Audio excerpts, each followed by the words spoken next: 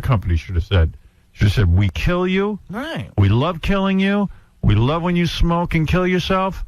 And there would never be a lawsuit. We're telling you outright. I mean, it's up to you. Well, that's what I always loved. In alcohol, they found out in that industry, they found the more deadly you make it, the better it sells. Yeah, and they write on the bottle, it could kill you. Yeah. Not only do they write that, the government made them do that.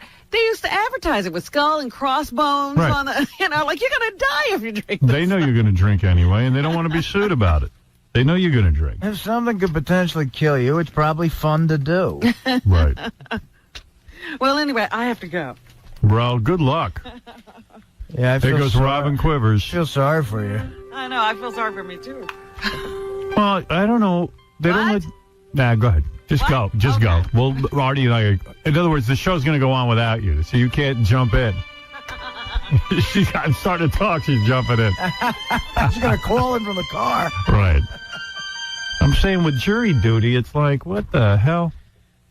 Someone like her, like, how do you walk away from your job? If you have a job in the media where you're sort of known, it would seem like you can't do something like that. Yeah.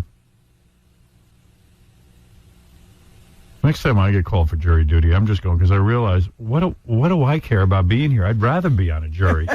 I mean, seriously, they got to pay me here at work. It's a perfect excuse not to come to work. You're doing your duty.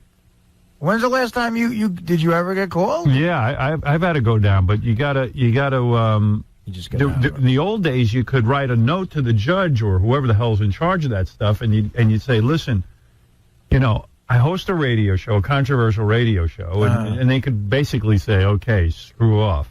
Right. But now you got to just go down. So, but really, I would like to sit on a jury. See, I've never done that. I think it'd be kind of cool. If you got a good case, some of the cases are probably boring.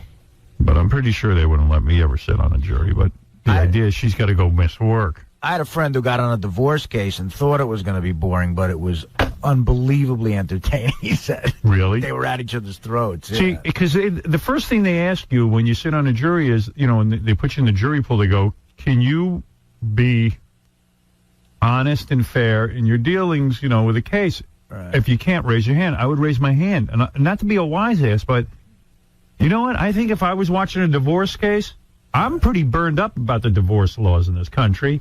And I don't think they're right. I would have to side on I would side with the person who actually goes out and works. You'd be passionate about it, at least. Yeah. I would certainly give the woman or the man whoever, sometimes it's a guy not working. I'd give them enough to live on and everything, but I wouldn't make them rich. I wouldn't. I wouldn't make them crazy. I wouldn't give them crazy amounts of money if the guy had a lot of money. No way, me neither. No. I would be bad. I have definite opinions. Then there were kids involved, so then you got to get... Yeah, I would take care of the kids. I'd take care of my kids. Yeah. But even the way they set that up is ludicrous. Seriously. With what a kid needs, you mean? Yeah. Yeah. Because then you lose control over being a parent if you got to set aside a certain amount of money. Because then you say to your kid, well, if you don't do this, I'm not going to buy you that. And they go... Yeah, yes, you are. You have to. Because you're going to give the money to mommy, and mommy's going to buy it. I'm like, oh, right. Forgot about that. Oh. I don't know, man. I got a lot of problems with the way they set up the whole divorce thing. Oh, it's awful. Yeah. And I'm all for treating people fairly. But, man, I'd be the wrong dude to sit on that jury. I bet it encourages people to stay in miserable marriages. Yep. We got a problem. Oh, I know tons of dudes. Right. Talking about a guy who makes $35,000 a year, and he gets a pension, like a cop or something. Yeah. Then he goes to get a divorce, okay? You're screwed. He's screwed. The pension gets attacked. His money gets attacked. He's now living in a basement in some guy's house with a hot plate. And he's risking his life. And he's risking his life. And the broad he's married to doesn't lift a goddamn finger. Oh, that's right. That's a true story. I'm sure there's a million true stories like that. Really?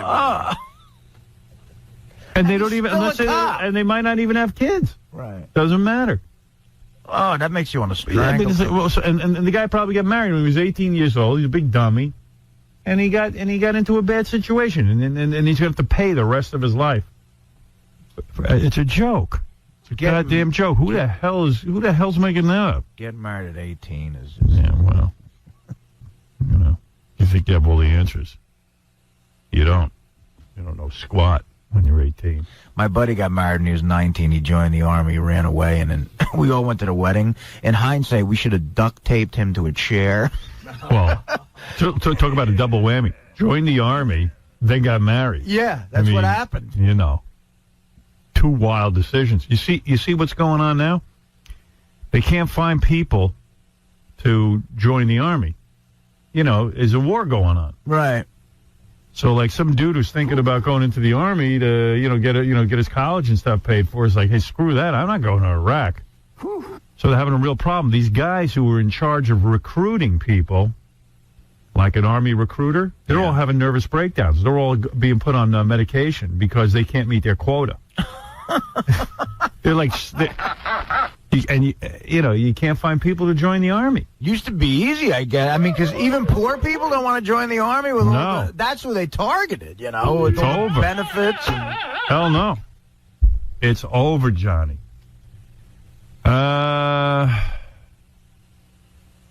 It's over, Johnny. It's over! Eric the actor, you're on the air. Hello? You know who Eric sounds like today? The Pope.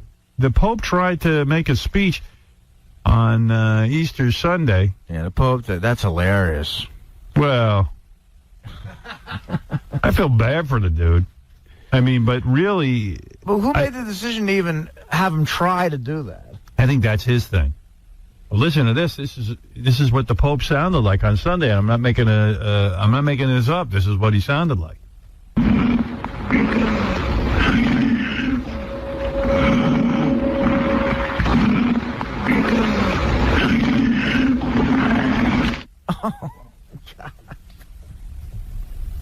And by the way, yeah, that's the Pope. I swear I'm not making a joke.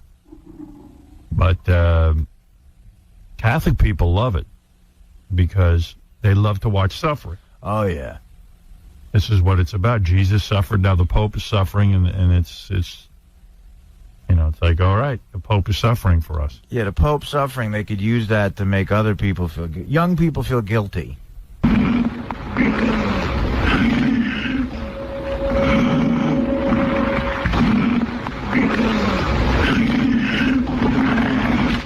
Wouldn't you want to retire at this point? I think so. Yeah. Go out, go in the countryside. Yeah, just relax. Yeah. Eric, what can I do for you? Well, I was just calling because of the fact that the episode of American Dreams that I'm on is airing this Wednesday night. All right, everybody watch Eric the actor. Yeah. On American Dreams this week. His episode is airing. Daphne Zanuga. That's my girlfriend. She's high in iron. Yeah, American Dreams. Have you guys been watching the episode? No. Safe to say no. Like the rest of the country, no. Pretty much everyone in the world isn't watching that, Eric. That's why they had you on. Yeah, for this conversation we're having right now. Well, are you guys going to air any of the footage on E? Yeah, we want E to get bad ratings, too. Yeah, I guess so. I don't know. I know we shot it, so probably we will. Well, I know when I mentioned to Mr. Prince that you guys didn't have any plans of showing it, he sounded kind of disappointed. Yeah. Well, his plan backfired. He figured he'd put you in American Dreams, and then we would just, I guess, spend every day and every minute talking about it. Right. Which I think we gave it a lot of attention. Oh, my God, yeah, an hour that one day. It's a really great show. All right. Hope that Thank you. he sticks with it. All right, Eric, thank you. Oh, also a couple of weeks ago, it was my birthday. Oh. Sorry, I missed it. How old are you? 30 now. 30. All right, Eric. Congratulations. Yes. Thank you. Can't believe I missed his birthday. Yeah, really. I'd also like to throw a shout out to the guy at the diner. Okay, Eric, later. All right. You want to hear Eric the Midget as gay bondage? No. Let me play this for you.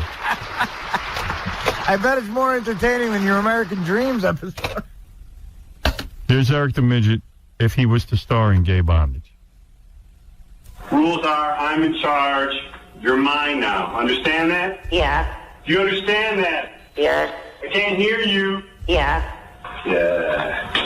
I'm gonna have some fun with you. Hell yeah. Yeah. That's right. Whose boy are you now, huh? I'm not answering that question. That's right. You're my boy, aren't you? Yeah. You like that? Yes. Huh? Knock it off. Yeah, that's the choke on him. Yeah. Hell yeah. Yeah. So use your teeth. I said suck my I didn't say chew on it, right? Yes. Yeah, do it right. Okay. Yeah. Okay. What do you think? Eric? I don't like that at all. You don't like that. All right, this one. Here's another one. I don't even remember what this is. Eric the Midget Falls. Want to hear Eric the Midget Falls? Eric? Oh, not really. Let's listen to it anyway. I've gotta get this fax out to Jonathan Prince. Get up on this stool here. All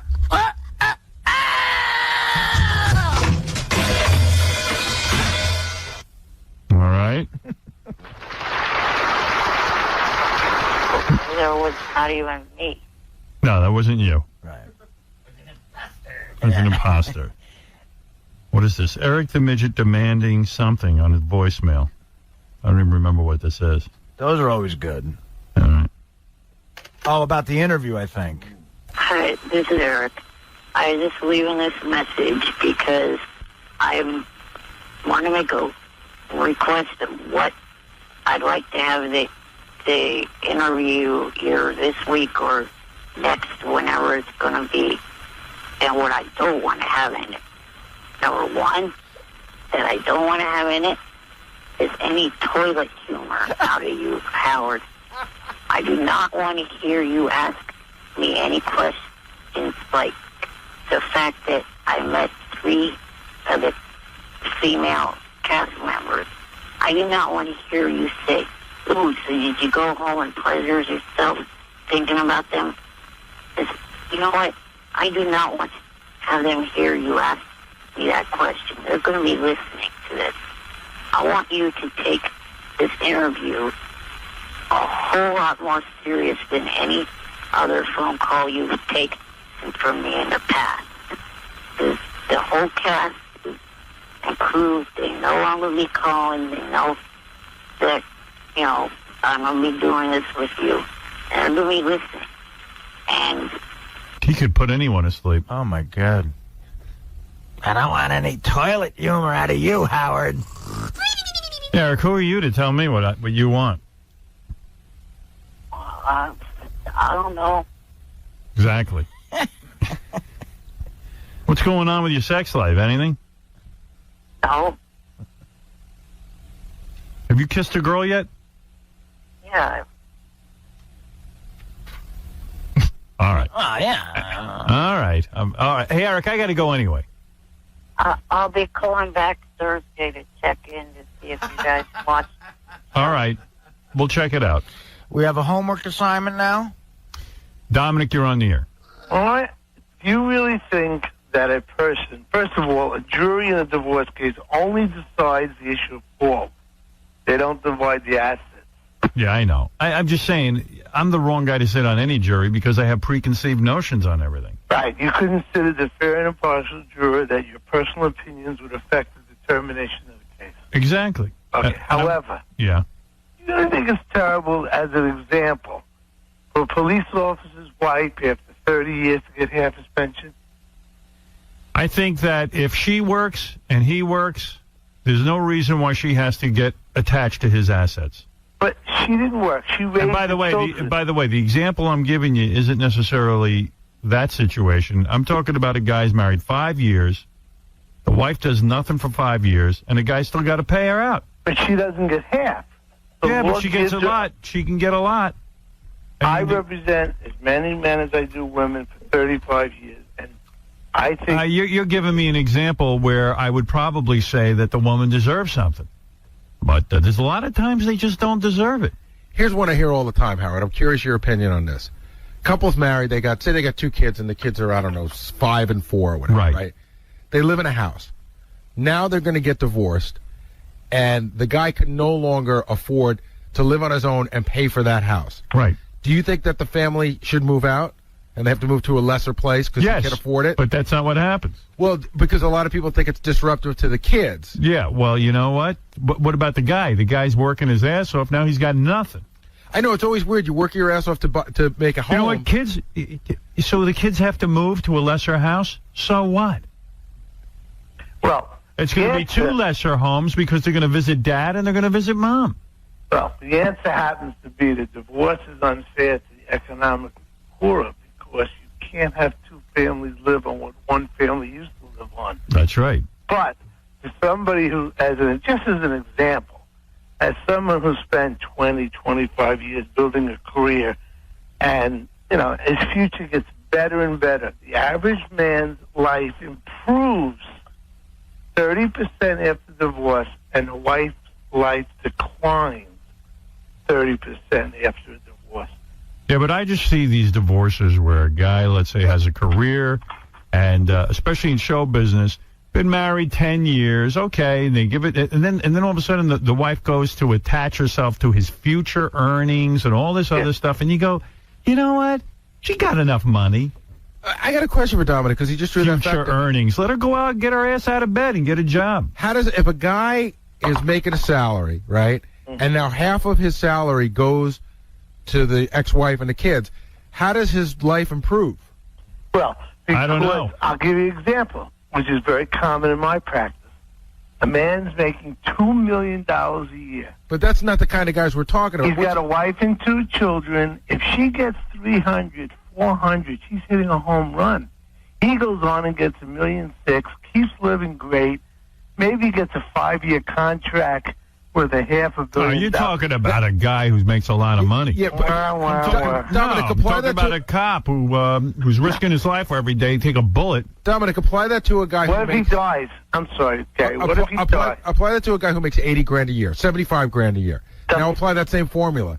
His life can't be getting better. No, his life ain't getting better. Dominic's in the dreamland. But no one's life is getting better. You try to raise 2 children on $40,000 a year, and food. I'm not talking about kids. Child support is a whole other issue. No, excuse me. No. Child support. I don't do. My case is not usually that level, but $40,000 a year, you can't raise children on child support. But hold on, Dominic. Let me give you a scenario, which is a very common scenario. Okay. I can't discuss Mrs. ฎoботhy's. No. Say a guy makes $75,000 a year, right? He's got 2 kids, and the wife's around in her early 30s, and she worked for a while, but now she's not working, and then they get divorced. So the guy pays the child support for the kids. Right. Now there comes the alimony part for her, but how come a judge never says, hey, you're 32, you're in good shape, you're physically able, you should go back and do some work? No, never says it. First of all, judges do say that. Number 2, it's not that easy to get back into the workforce in today's society. Wait, nobody says you got to be the head of Merrill Lynch. Yeah. Well, what about going out and doing some house cleaning? Oh, I see. Let's see. You want to take this woman who's raised 3 kids. No, that's not what I said. Lives in suburbia. The husband's making $120,000. You want to make a housekeeper out of it? I do. I actually want to make her a housekeeper. Why not? Why is that not dignified? What, to go make some money? All right, goodbye. Not nice. Plenty of you guys working in it, and it's not so dignified. They're taking crap from their bosses every day. Something else that happens in show businesses, and I got a buddy going through this, they base the alimony on what the husband made while they were married. And in show business, it fluctuates, So you make a certain amount of money while you were married, and then all of a sudden you're not making that anymore, and you got to pay alimony based on when you were making an insane amount of money. That happened to, we had a friend that played football, and they based it on what he made while he was playing for a Super Bowl team. Yeah. And then he got let go from the team, and he wasn't making that money anymore. Right. Hey, that good-looking chick is here. Yeah, the tall goddess. Yeah, the tall goddess. Oh. She's from Germany or something. Curious to see Or her. Austria. This is really hot chick we saw. And we weren't going to have her in except she was hot. That's good. And then we said, well, she's from Austria. She could play Guess Who's the Jew. She's very tall. Is she good-looking? She's cute. She got a smoking body. Yeah. Tall goddess. Tall goddess. How tall is tall? I'm going to guess 6'1", 6'2". Wow. You got the accent? Yeah. That's going to be great. Gravitas. Hey now. We got to do that next. We're going to play Guess Who's the Jew next. I missed that. I can't wait. Yeah, we haven't done that in a long time. I tried making a fart man phone call the other day. I don't know how successful I was. Want to hear a little of that? Fart man calls this... Here's the premise. Fart man is looking for his mother. All right? This is to try to get a little heavy with it.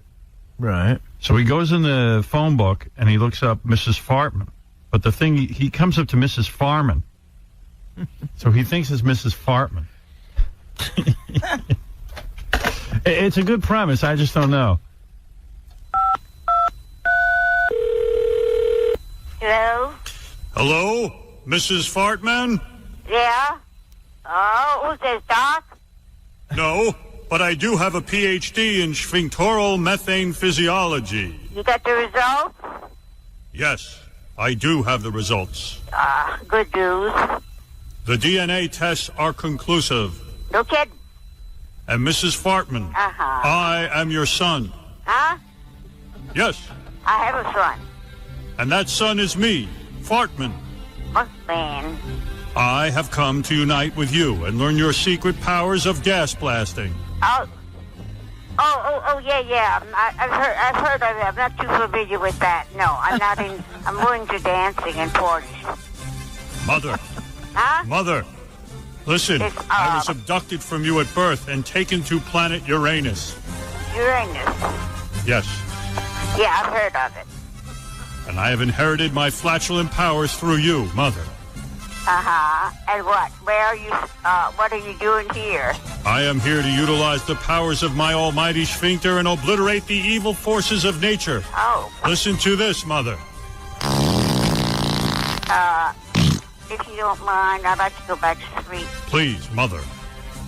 Let's combine our gastric greatness. No. And fight crime together. No, I don't know about that. But between the power of my farts and the power of your queefs, we can restore peace to all of America. No, I'm not into that. Mommy, blast me a queef. No. I only try to help people. I don't want to blast anybody. But a blast of gas is a blast for freedom. I don't want to blast them. I want to help them. But you are the mother of Fartman, the queen of all queefs. No. You have given me this gift.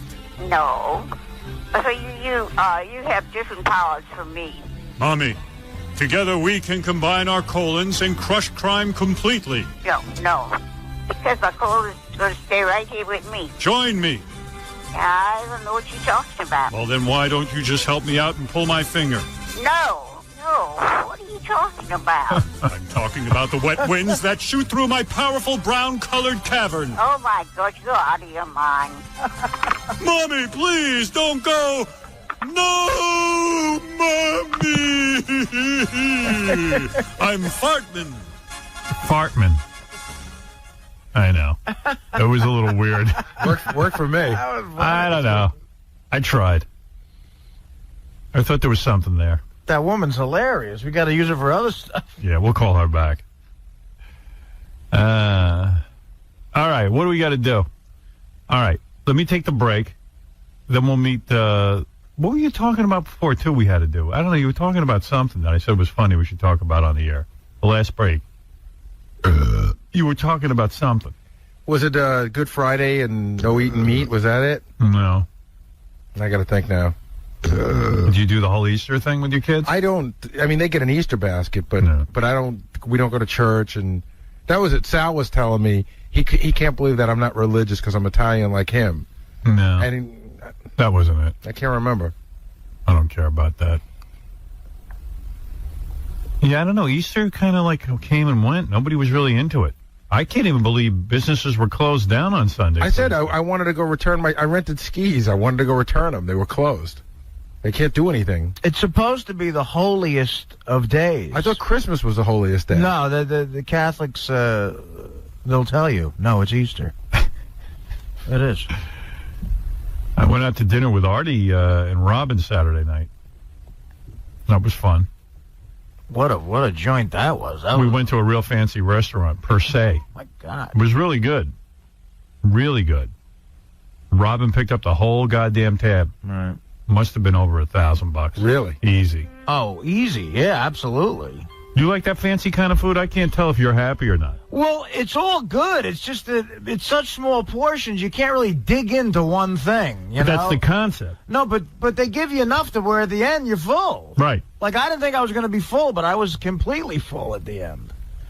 And, no, and it was all amazing. Like, I don't know if you had, because everybody had different things, but did you have the duck? No, I didn't. I had all fish. Oh, man, that tasted unbelievable. Yeah. It was like a 4-hour meal. Robin was there with Mr. X, who was bitching and moaning through the whole meal, wanted to leave. About what?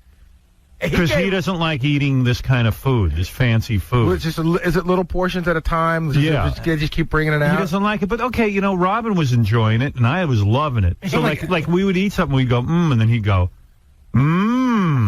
He busted an extraordinary. His busting chops at an extraordinary level. I felt bad for Robin, to be honest with you. I mean, because Robin was having a nice time. I mean, you know, sometimes you just suck it up. Right. It's not like he eats like that every night. Right. Once in a while. And you know what? It's, you know, it was pretty special. He was laying into her. Now one course came by. But then he kept going. Can we leave now? Can we? And I go, hey, are we such bad company? I know. He wanted to leave. He wanted to leave, and I went. He goes, no. I just, I'm hungry. I want to go eat. He's a funny guy. No, he is funny, but he was busting chops, man. Ooh. Yeah, I mean, the whole night. Right. So then it becomes about him. Yeah. You know. Artie was wearing a suit. I did. It looked really weird. I had the whole... He was all shaved and wearing a suit. Robin put the fear of God into me with the dress code. Yeah. She gave me a speech. Did you go out and buy a suit? No, I have a suit. Yeah. I had to get it clean, though. I've seen him in it before. He wore it to your birthday, like in January. He's got it's a black suit, right? Yeah, it's a black suit. Yeah. And a Valentine's Day party. And it looked like Artie's girlfriend was wearing something see-through. I couldn't tell, though. She was wearing a little provocative. She got a little... Yeah. That was a brand new dress. She got a dress for the special dinner? I know that, too, because I paid for it. Well, I have to thank you also. I had a great meal that you gave me on Saturday night. You gave me a birthday present last year. Yes. I went to that place, Spice Market. That was amazing. It was good, right? Yeah. Thank you. Took care of 𝗵𝗵𝗶𝗍. Yeah, and Robin paid the whole bill. We also took a tour of the kitchen of that place after and I got to say this, I've never seen a cleaner kitchen in my life. Yeah. That made me feel good because there's a place that I used to go eat at. Right. And I was sitting there and there was a roach crawling up the wall and I saw flies and I just can't go there anymore. It was extraordinary. It was like as clean as a person's kitchen at home. Yeah, they scrub it clean. And it was weird that we went for a walk back into the kitchen and then I was like congratulating the chefs on a great meal. They don't even crack a smile. They're so goddamn serious. I was just like, are you guys allowed to talk or what? All serious. And when the presentation of the meal, too, like they're all looking at each other because they have to wait they'll bring it out with a lid on it. Then before they put the lid, they take the lid off all at the exact same time. Did you notice that? Yeah. And they couldn't crack a smile there either. It's like the guards of Buckingham Palace or something. But it was nice. Oh, an amazing. I had a really nice night.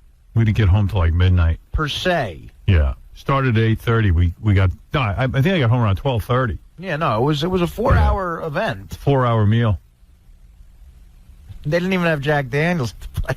You're kidding. Who doesn't have Jack Daniels? It's a class place. What do they serve? I had to get Johnny Black. Yeah. Oh, well, there you go. That's great. It's beautiful. You don't get Jack Daniels. They don't acknowledge that. Artie was sipping Johnny Black. The guy gave me a look too when I ordered the Jack. He was like, "We don't have that." I'm sorry, sir. Why don't you go to Jersey? I'm a little surprised that you don't carry a belt bottle with gauche. Boy, and Artie can drink, man. He just sips that thing all. How many of those did you have? I probably had about. This was Johnny Black. You don't get that with water like Jack. You got to get a splash because it's not. So I got. I had about 6 Johnny Black's with a splash of water. Right. And that's they give you a big glass. Because Artie fades throughout the night. You should have ordered Johnny Blue if you want to run up. You ever have Johnny Walker Blue? No. It's like $50 a glass. I don't want to be a jerk. Yeah, I didn't know Robin was paying, did you? I kind of figured she would, but, you know. That would have made the meal that much better if I knew that from the beginning. Oh, well. 69 from the website, howardstern.com. I'm always afraid to read that. I'm afraid there's going to be an item in there about me or something. Well, it says here Mike Ganji has been told by his doctor not to eat and drink because he has a fatty liver. Have you ever heard of that? Eat and drink together? Like he's got to go. Ganj, what's a fatty liver? It just means that fat cells get into your liver, and it could cause hardening of the liver. I never heard of that. You're not that fat. No, it doesn't matter though. They say just general obesity.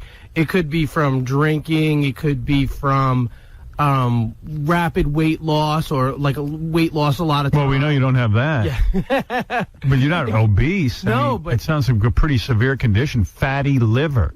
My doctor says as long as I lose some weight and probably stop drinking for a little while, it should go away. Yeah. So have you stopped drinking completely? Yeah, I haven't had a drink in a couple months, which really sucks. Wow. You know? Imagine Artie must have that. Yeah, I'm like people like Artie. Nothing goes wrong. Right. Well, I'm waiting for. I'm afraid to go to the doctor because he's going to tell. Look, man, get your stuff in order. You got a week. Yeah, just don't go. That's what I'm doing. Yeah. So my liver's like enlarged. Okay. Is, I never heard of that before. That enlarged liver. That is no good. I know that for a fact. And then I'm reading here. Sal, the stockbroker, had his hands down his own pants and then handed me a cart to play on the air. Sal, no, me and Richie That's Wilson. vile. Me and Richie Wilson from me were noticing that Sal has this habit where he puts his hand down his pants, like in the back of his pants, right? Yeah, and then there's picture evidence of it too. He does that all the time. I don't touch him at all. I don't want Sal handing me anything anymore. That's disgusting. I just don't want it. The whole office is noticed all the time. Not some of the time. Yeah. All the time. He's got his hands, and then the other thing is, if you notice, when he hands you stuff, Howard, it looks like he's got Parkinson's disease. He's so nervous around you still. I know, his hand shakes. His hand shakes. Yeah, I see that. I don't bring it up because I don't want to embarrass the guy. Dude, I stand behind there with Artie. Yeah, me and Richie noticed and cringe because his hands go not in his pockets, down behind the jeans. On his backside. And then he digs, like he wedges it in to keep it warm or something. Like it's a hand warmer. Yeah, I don't want Sal touching my carts anymore. All right. Have someone else hand them to me. It's vile. I hate that. So this chick who's here, where is Sal? I'm surprised he's not crying. Yeah, you got to come in to defend that. But I'll bring the chick in a second, but let's see. Email Monday. Okay. What happened? Sal's in the bathroom. Oh. Worse. Which, by the way, Howard, I just went in. You have to see the bathroom. And now Jason's taking a bunch of pictures of it. It hasn't been cleaned for like 4 days. Oh, it looks like a bomb went off. Man. Apparently, the last cleaning was late Thursday.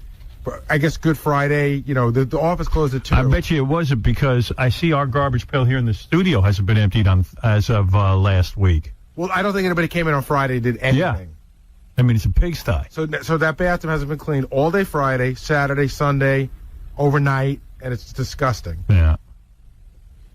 All right, here, before I get to the email, let me talk about this chick. This girl's name is Lorraine. The only reason we're having her on is there's this famous movie producer, a guy won an Oscar, Robert Evans. The Godfather, he was part of. Yeah. Yeah. He's like a big deal. He wrote us a letter. He was the head of Paramount. She's coming. Oh, whoa. I was explaining the story, but wow. Hey, you're a hot chick. There's no doubt about it, honey. Man. Come on, take a seat. Big, tall girl like that. How you doing, honey? I'm really good. Good. Take a seat and relax. You got some killer bod on you. Jeez. Thank you. Yeah. There's a picture of Lorraine on howardstern.com if you want to know what she looks like. What are you, the tall goddess?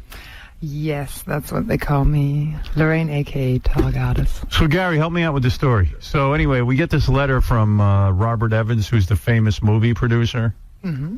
But I don't even really know the guy. Well, it started with a phone call. I got the message that Mr. Evans wanted to speak to me. Yeah. And I've read his book and seen the documentary on him. The guy's, sort of a legend. And he used to be married to Ally McGraw and stuff.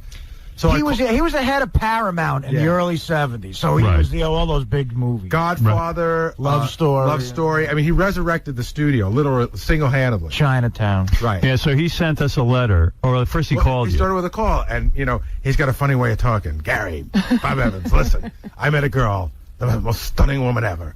So he starts telling me about that she's just absolutely the most beautiful woman in the world, and that I need to speak to her.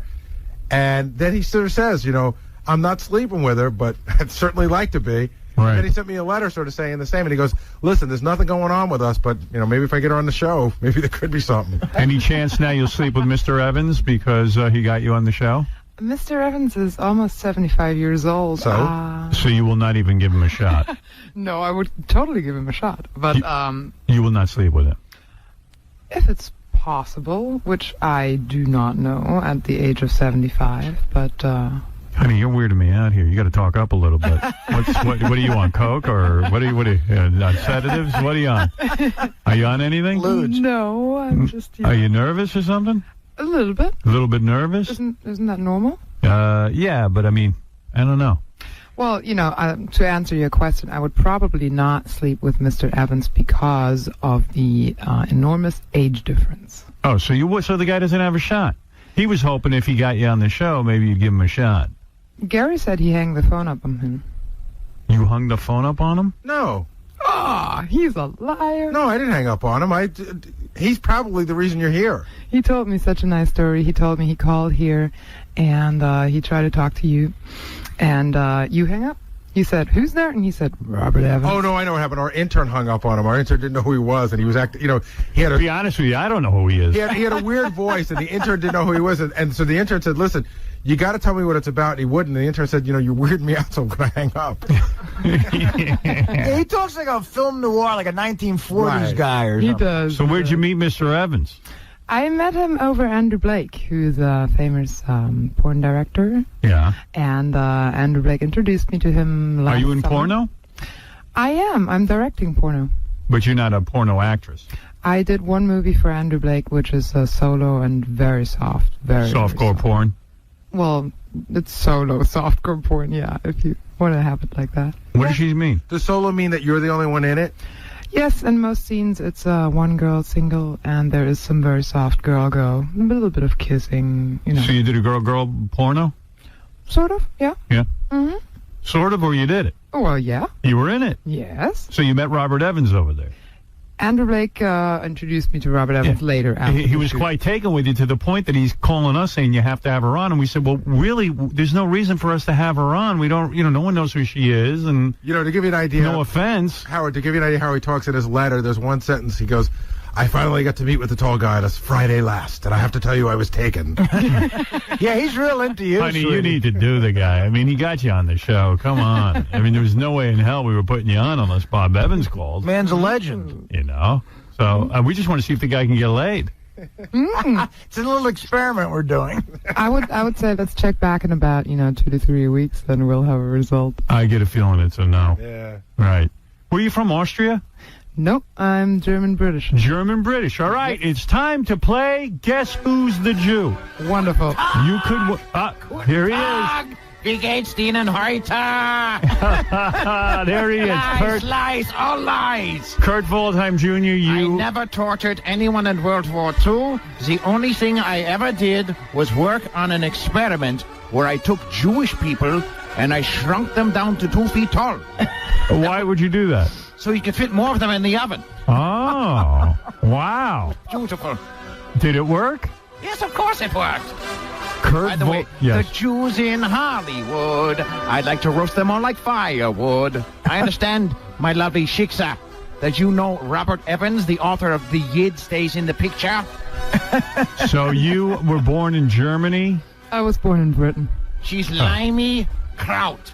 Right. You like that. I like it. 𝗦𝗵cie𝘄𝗿𝗱. Is this the type of girl that you... Brunhilde Katharina. Is this the type of girl that you envisioned in the Third Reich that would be the model? A master race of whores, yes. Oh. Well, didn't she want all the girls to be blonde and tall? Blonde, tall, willowy. Yes. Now, Lorraine, you only have one name. Is that it? Lorraine? My name is Lorraine McKnight. Oh, it is? That's my real name. But you're Lorraine... Maybe she's trying to hide. But you're Lorraine... Her parents were probably in World War II. But you're... Shoving Jews into ovens. My father, I'm sure, or my father's father slaughtered a lot of Germans on the British side, so... Your parents, you claim, were on the British side of the war? My father. Yes. And his grandparents. What about on Mommy's side? What about on Mommy's side, the German side? They were German. They were German. Trust me, they were shoving Jews into an oven faster than you can say Auschwitz. Well, Lorraine, you call yourself Lorraine the Tall Goddess, right? That results from tallgoddess.com, which I opened a few years ago. Isn't that a little pompous to call yourself the Tall Goddess? I mean, you think very highly of yourself. Absolutely. It's totally pompous and, But why not play it up? It's better than blonde goddess or web goddess. Right. At least Hollywood. You did. I'm surprised. I'm surprised you can't pick out the Jews. There's no Jews in Germany. There's hardly any left, right? They were all killed. There's one in the museum. Oh, there is? One in the museum, I believe. So you really probably never met a lot of Jews. I met some in Britain and America. But not in Germany. But they're pushing, in Germany, aren't they? not very many, no, I have to admit. What do you hate most about the Jews? Do you have a The pushiness, the greediness, the arrogance, the know-it-allness, the uppityness. Big one. How can I hate something when I don't even know it? All right. Well, there you go. That's very unusual. You don't know Benji, but I hate him. But Andy, you're on the air. Hey now! Hey now, Andy. What's happening? What's up, brother? Hey, listen, is this the tall goddess or a tall guy? Because it sounds like there's something tucked away in there. What's going on? What do you mean by that? Listen to her voice. It sounds like Herman Munster with high heels. Does she sound manly? I think she's... Oh, my God, Howard, you got to hear it. I wish you could hear it on the speaker. It's terrible. I think she's trying to sound sexy with that soft voice or something. Oh, my God. You better grab something and high-pitch it up a little bit. Lorraine, is that your real voice? I have no idea how I could speak any different. It's low. It is low, but I mean... I'm a very strong smoker. Vinny, go ahead. Yeah, this chick sounds like a guy. Is it a guy? You're not a guy, right? You want to check? Yeah. Yeah, let him check. Can I see? Absolutely. Let me check. I'm going to check her right now to see if she's a guy. Go ahead, show me. Let me see if you're a guy. Yes, Well, I'm sure you don't want to see the girls. What? Let's see. Oh, no, she's no guy. That's a... She just showed me she's no dude. Thank you. So you got a boyfriend? No. And you just mess around with dudes and girls. You don't care who. I do care who, absolutely, but I mess around with both. And you live. Does she like fat guys? You like fat guys at all? Would you ever do a fat guy? Yes. You would. I would do a fat guy. Yeah. Yeah. She says. How about a 43-year-old? I'm coming down. Hook Nose Mike, go ahead. Well, Howard, you hook nose, you bastard. Listen, too much babble out of this broad. Get her out of her clothes, Howard. Hey, what about being naked for us today? Any big deal to that? Yeah, come on. What's this S&M thing you're into, too? What's up with that?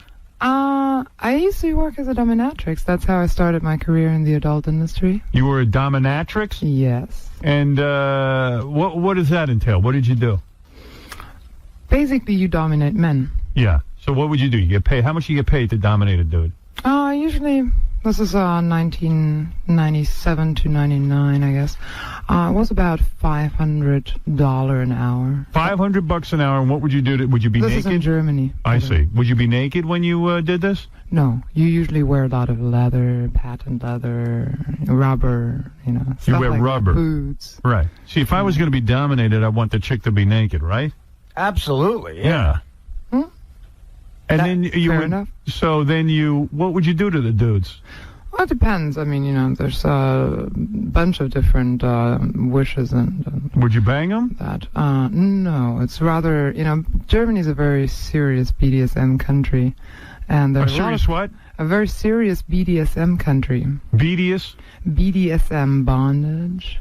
BDSM. What is that? Bondage. Masochism. Bondage, discipline. Discipline, Sadomasochism. All right. And BDSM, Howard. BDSM. And a guy would come to you and what? Get naked in front of you? They always get naked. Would you command them? Because you don't seem all that verbal. Would you command them to do things?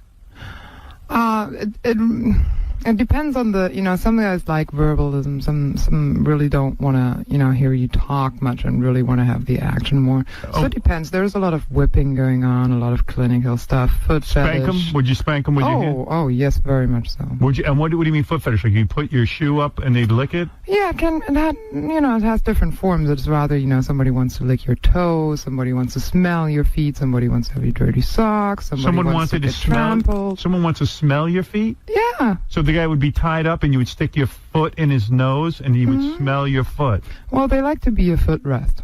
Did it depress you? No. You liked it? I would say it was very interesting for the 2.5 years I did it. After the 2.5 years, if I would have continued, it would have probably depressed me. All right.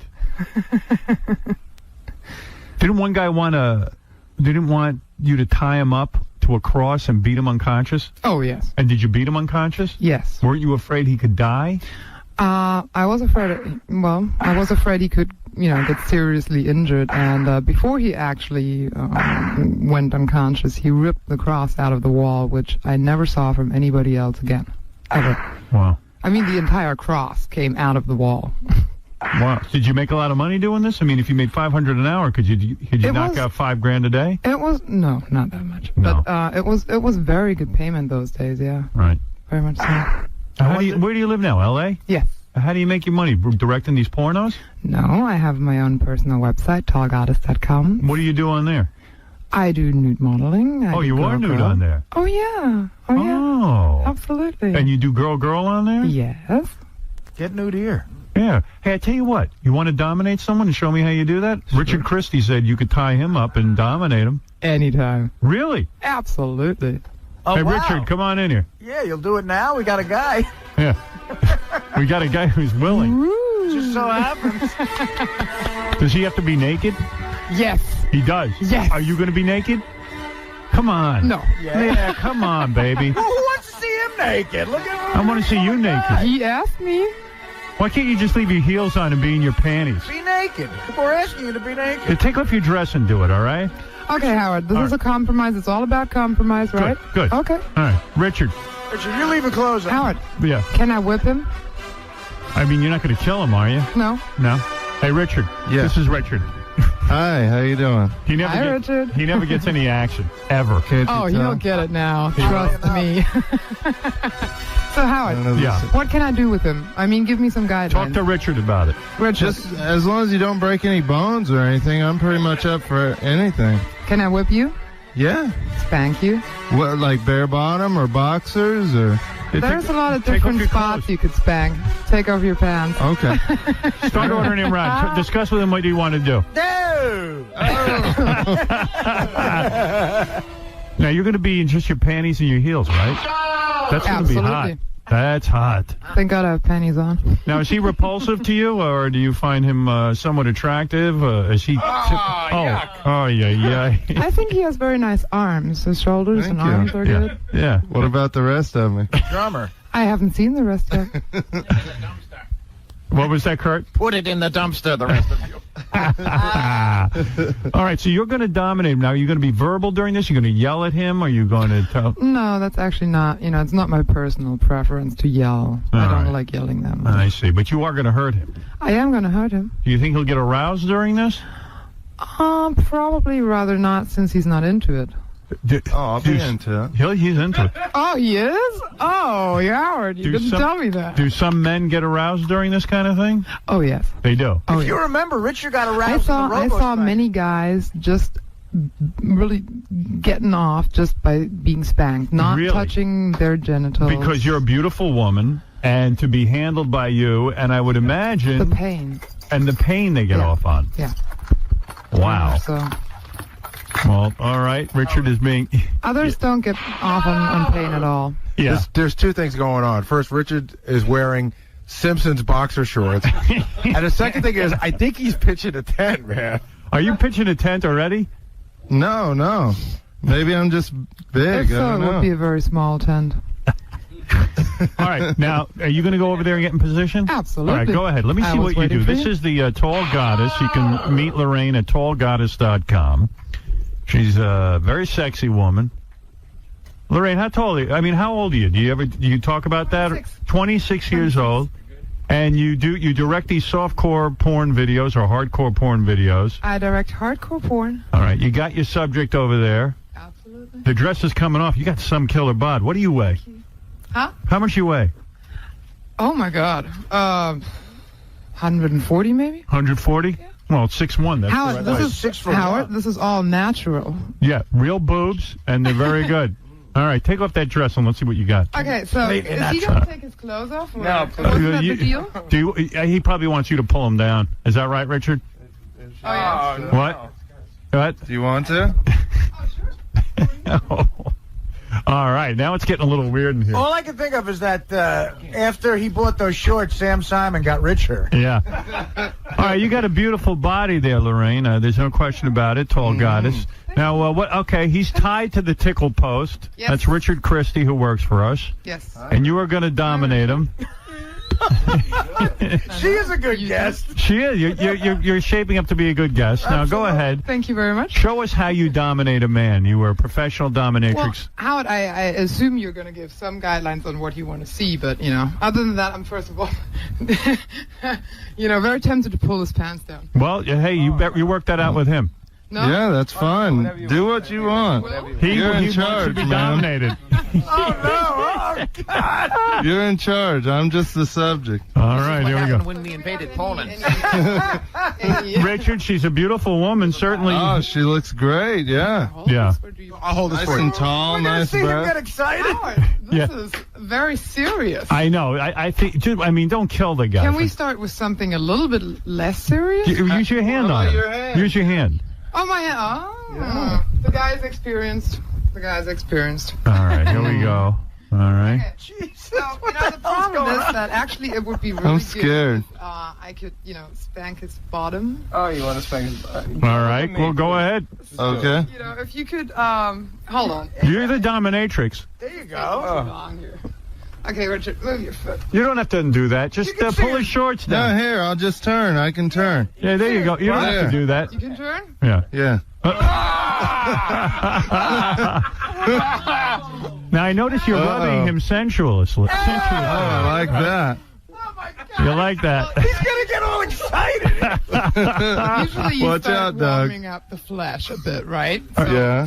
You use your hand. Now, I can see why a guy would like this, Lorraine, because you're rubbing his buttocks sensuously. Ow. Well, you start She's warming strong. up, Ah. Does that really hurt? Yeah. That hurts like hell. Now, you're rubbing his belly. Wait. Shh. What did you whisper to him? I missed it. I said it won't hurt that much. All right. Ooh. Are you getting turned on at all?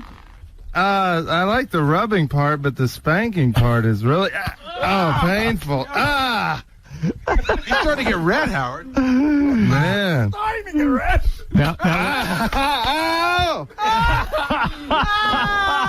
It's getting tender back there. Howard, you know what might make that feel better? Some cooking oil. Here you go. Spray him down a little bit. now, Lorraine, let her do her thing. Running something else. I'm so sorry. Why are you spraying him with cooking oil? Uh-oh. That's gay. Oh.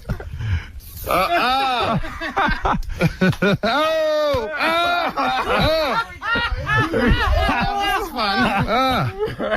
Now, Lorraine, can't you ever make your subject feel good because he's being a good sport? Yeah, can you kind of rub that for a little bit now? Because it's really hurting. Did you get a rub that? Be gentle for a minute. Yeah, there you go. There we go. Oh, my God. We're going to pull these up. Yeah. And Okay. then we're going to use the other thing. Uh-oh. What other thing? Yeah. Oh, What is this thing that you speak of? This. Oh. The red Richard, towel? you had enough? No, I'll keep going. I'll be a good sport. I can pull him back down again. I like the way you asked Richard if she had it up, and she says no. Very nice. See, it's not as bad when I have my underwear on. Ow. We're gonna use that. She's strong, huh? She is, yeah. Do you work out or what? What we usually do too is Go ahead, do it. what we usually do is we also do a lot of nipple torture. All right. What's that all about? Let's see that. You can also do that. You can do that with your fingers. Yeah. With your fingernails. Want a cigarette? How's that feel? That's not too bad. And you can also. What's this also? Yeah. Go ahead, do whatever you want. You're the dominatrix. You can also do that. Oh my God! This is great. Ow! Oh. With your teeth. Yeah. She that bit your wasn't bad. nipple? Yeah. Huh? See the lipstick? Nah. She surprises me. Yeah. It's like right when she's getting ready, when it's real nice, it's like, ooh. Hey, looks like you're getting aroused, dude. Oh no! Are you? Very long. This is cool, yeah.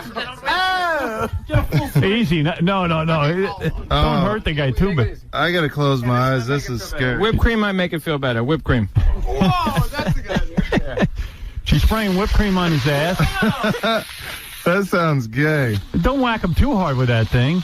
That's my man over there. You're gonna kill him. You sure you want to get whacked with that thing? Yeah. You do? I'll try it. All right. Oh my God! I'm gonna refrain from spraying it in the front. All right. Thank you. Hey, do what you want, huh?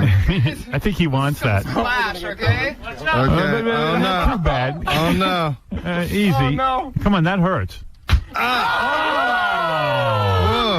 All right, that's it. You know what, though? That actually wasn't as bad as the hand, though. Oh, you'll see. That was the beginning. Okay. Oh, okay. That's a warm-up. Oh.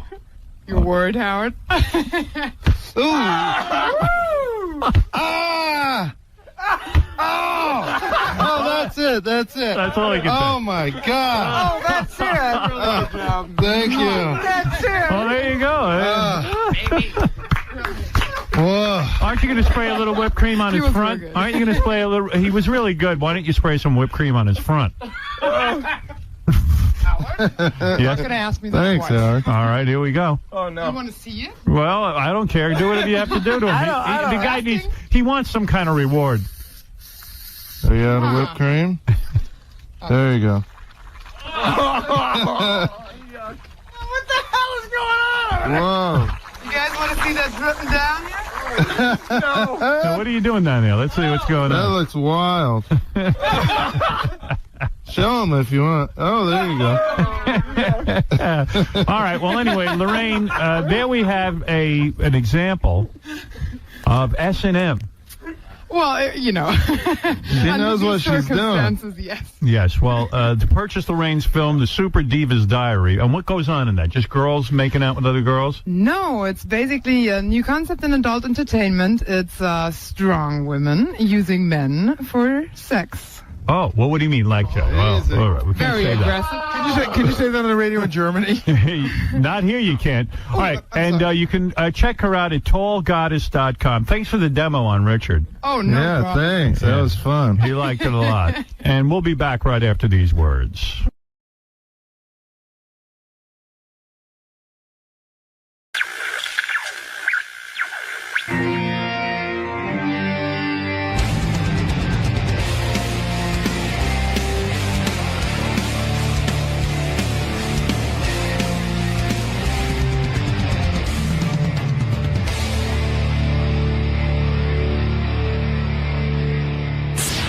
He's really pissed at Doug and all of the TV. But what else does he have?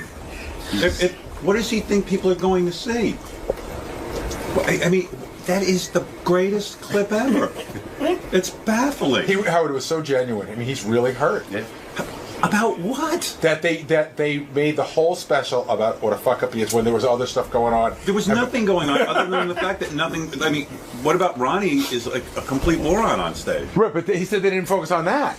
I was listening to the wrap-up show yesterday, and it amazes me that Scott is really upset with the Howard TV people because they did a series on... Howard TV does a great series behind the scenes, and they followed Ronnie, Scott the engineer, and Shuli up to one of these Ronnie block party appearances.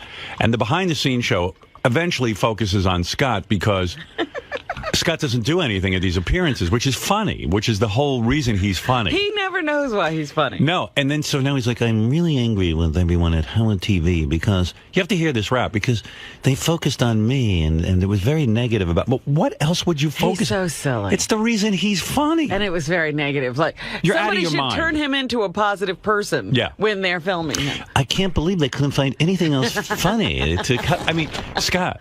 Am I the funniest one there? Well, Scott, the only reason you're a bit interesting is because you're so not interesting. That's your thing. Thanks for the compliment. A new level. It's for you to walk around angry with Doug Goodstein is the mark of an insane human being. You've officially gone over the cliff. Really? Yeah, you're insane. You're insane. Well, the behind the scenes was supposed to be about Ronnie's block party. You'll never be at a block party unless there's something about you. Like, you can't do stand-up. You can't do singing. You can't dance. You can't. You're standing on the stage doing nothing.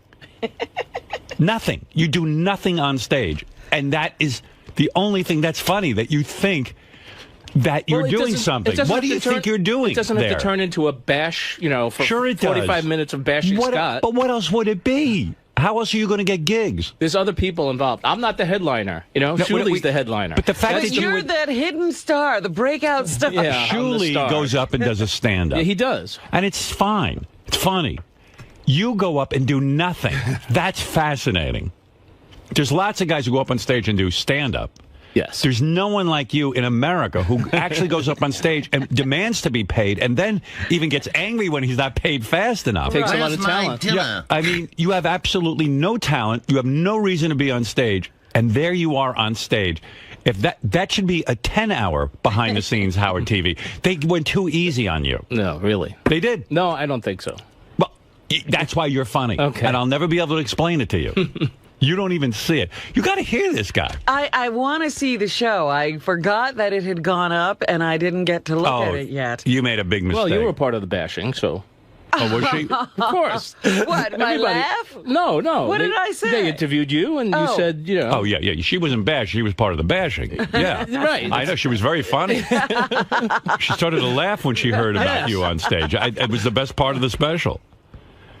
I mean, listen to this guy. It's unbelievable. Well, first, Ronnie spends a lot of time with Scott the engineer. He loves it. Yeah. And they said to Ronnie, be honest. John Heiner Gary said, be honest.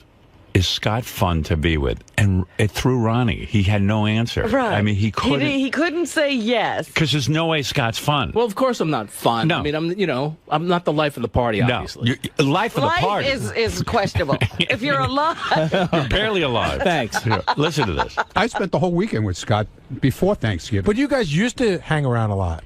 Yeah. So you've always been sort of friendly. Yeah. Is Scott fun to hang out with? Be honest. I'm going to sound like him. No, it was fine. I mean, he's got. It doesn't sound like it was a very good time, Ron. No. Don't put words in my mouth, dude. We had a great time. He was so flummoxed by that question. Yes. Is Scott... Nobody ever asked me if it was fun. He never thought about it before. He just goes with Scott. And then Scott comes in, and he's upset at Howard TV, and I went, this guy has flipped his lid. Well, you're delusional. You need to be locked in a mental institution. You're crazy. What is it you think is going on at those comedy clubs when you show up? Well, what do you think is going on? I'm not supposed to be the center of attention. I'm a side act. But you're whatever. I'm a side there's asshole. You're a side no act. Well, you do nothing. It was never. That's what's fascinating. The point was and then never, you're upset when people point it out. No, the point was never to have me do a lot anyway to begin with. But you're getting paid to show up. I'm getting paid to be there and to do what? To help. To entertain people, and you get up and you do nothing. And then you're surprised when someone comments on it. That's why people will continue to go to see you. They want to see you do nothing. and sit there with a big smile on your face and demand to get paid. Yeah, well, okay. Well, I have up. demands. Where's my room? And first I need to eat, you know. I mean, I want my parking comped. Yeah. You're the go-to guy people fuck around with, but they may use it as a joke, but it might not be real. In your mind, how much of it is real? A lot of it's real. I mean, you know, this is a perfect example. They just ran a special on Howard TV about the Ronnie Block Party. So 90% of that Ronnie Block Party was not Ronnie Block Party. It was Bash and Scott. That's right. Seriously, that hurt me because it was supposed to be about Ronnie's block party and behind the scenes, but literally 90% of it was Scott's a fuck up. So who was doing the bashing? Yeah, who was bashing? Everybody. They interviewed the guests, the people that came, Ronnie, Shuli, the producer, Lee. So do you feel that anybody they could find? Do you feel that that what they did is unfair? That and was you're not that person. You know, I get it. I'm not an exciting person. That's the life of the party, obviously. So hey, whatever. If they don't want to hang out with me, fine. That's fine. I mean, I'm not. I don't get crazy about it. He's nuts. They're missing out, not me. Oh, what are they missing out on? On the fun that is Scott. Mr. Wonderful. Yeah. I heard he's... If your life gets too exciting and you need to come down a little, you hang out with me. I hear you're really angry with Doug Goodstein and the whole Howard TV crew. That's hysterical. Listen, why? Tell me more about that. How are you demonstrating that? I felt that was piling on, okay? Yeah. How did you demonstrate that? Are you not talking to them? No, I'm fine. No, you shouldn't talk to them. You should be really angry with them. Well, take yourself away. Like you said, it'll be their loss. Yeah. You ought to... I'm talking to them. I'm not, I was upset at it. You're insane. I want you to know that. You do nothing at a gig, and you're shocked that people want to talk about that. Now, here's the group of people. They have to put together a TV show of Ronnie's Block Party. They're looking around at what's going on, Scott, and they notice you. Scott yelled at Howard TV producer Keith, that guy Keith. I didn't yell at him. Yes, I heard you really yelled at him. Didn't yell. But I'm just trying to point out to Scott that he was the most interesting thing. Yeah. When they were filming. That's what they do. They have to tell a story. What's more interesting than Scott's... Go ahead. Keith, I didn't yell at you. I came in and they said, "Oh, there's another culprit." I mean, because you were part of the gang on me. The bashing. I didn't yell at you. First off, it's not a gang on you. We point and shoot. You do what you do. Right. You know. All right, say it. Nothing. And I do nothing. The camera loves you. It's Scott. It's hysterical what you do. The fact that you go there. I mean, most people like you, someone would say, "Hey, Scott, do you want to make an appearance?" And you'd go, "Of course not. I don't do anything. What would I do? I would be embarrassed." No, you say the opposite. How much do I get paid? Where's my hotel?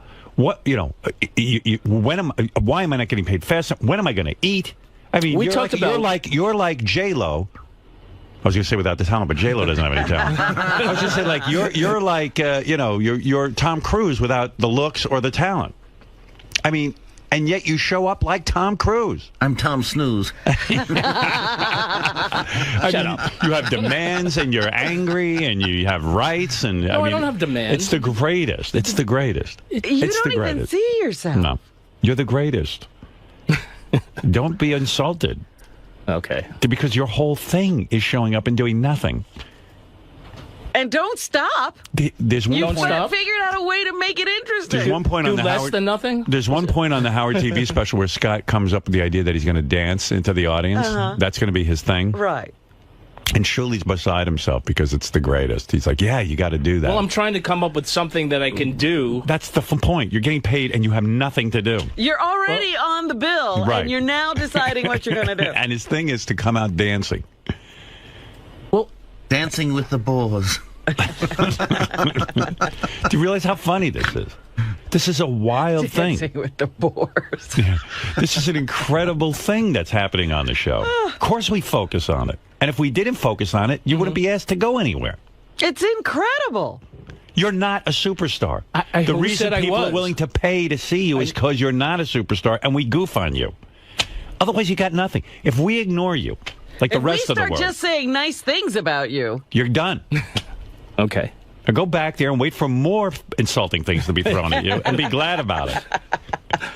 Thank you. I can't believe I have to explain that to you. Oh, it's so funny. No, I get it. I've been here a long time, and I get the idea. But nobody else is supposed to actually point it out. The greatest accomplishment in my career is making you famous so that people care about you. And you have. Yeah. It's remarkable that anyone would pay. Like, that's why Robin was laughing. When she heard someone paid $35 to go backstage and meet you. They're not coming to see me. Well, they're coming alone. to see you and Ronnie. Yeah, okay. Two of the biggest bores on the planet. No, they're coming. It's not just... Ronnie's been going around now and doing red carpet interviews because some maniac wants to give him a talk show. Right. And, I mean, it's unbelievable. Another guy with nothing interesting to say is out there on the red carpet. It's a phenomena. No. Nin. Phenomenon. That's this show, and that's you and Robin, and Right. Yeah. So be grateful. I am grateful. Be shocked. But be I thought amazed. It just went over the top a little. Find it as funny as I do. Over the top. Be happy someone paid attention to you. Okay. Go back there and be happy and smile. All right. Tell Keith you love him. Thank you. All right. I love Keith. Beg him to keep the camera on you. You made extra money. Now get out. What a maniac. I'm listening to this thing. I go, this guy's insane. Oh, he's just upset. Amazing. He's upset. Now he demands to be treated better. If you don't want to be upset, don't go do these gigs. How could you actually think that you wouldn't wind up the star of the show? You're at a comedy club or whatever it is, and you do nothing. I wonder what Scott thinks Howard TV should have covered at the block party. Like, what would he like to have seen covered? Well, Shuli did the stand-up, and... I'm not the star. Oh, you're the star, all right. I guess explain to me, he's not the star. I mean, why? Let me just go there in peace.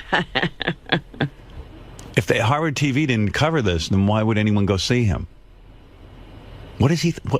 you know what? I could spend 4 hours on this. Just analyzing how he's thinking about this. This is crazy. He wants to go there and be treated like a star and have no one goof on him. I mean, people are actually paying extra just to meet him. Right. Him. I avoid him in the hall. And I never step foot into his studio unless I have to record a commercial. And there are people willing to pay $35 to stare at him. I mean, think about that. A guy I'm trying to avoid. It's unbelievable. And he's more interested in eating. Yeah. Oh, and then he's like, well, look, I do have to eat. And he's like drying his hands off from the grease while he's shaking the $35 customers off. Right. It's unbelievable. If you get to meet him, it's not like nothing else. It's worth $50, trust me. He should up his price. Ay. Why were they focused on me? Mm-hmm. I mean, why would you do a special on me? Where's my dinner? Where's my room? Where's my talent? Yeah, that's the best when he's like, I do have to eat. I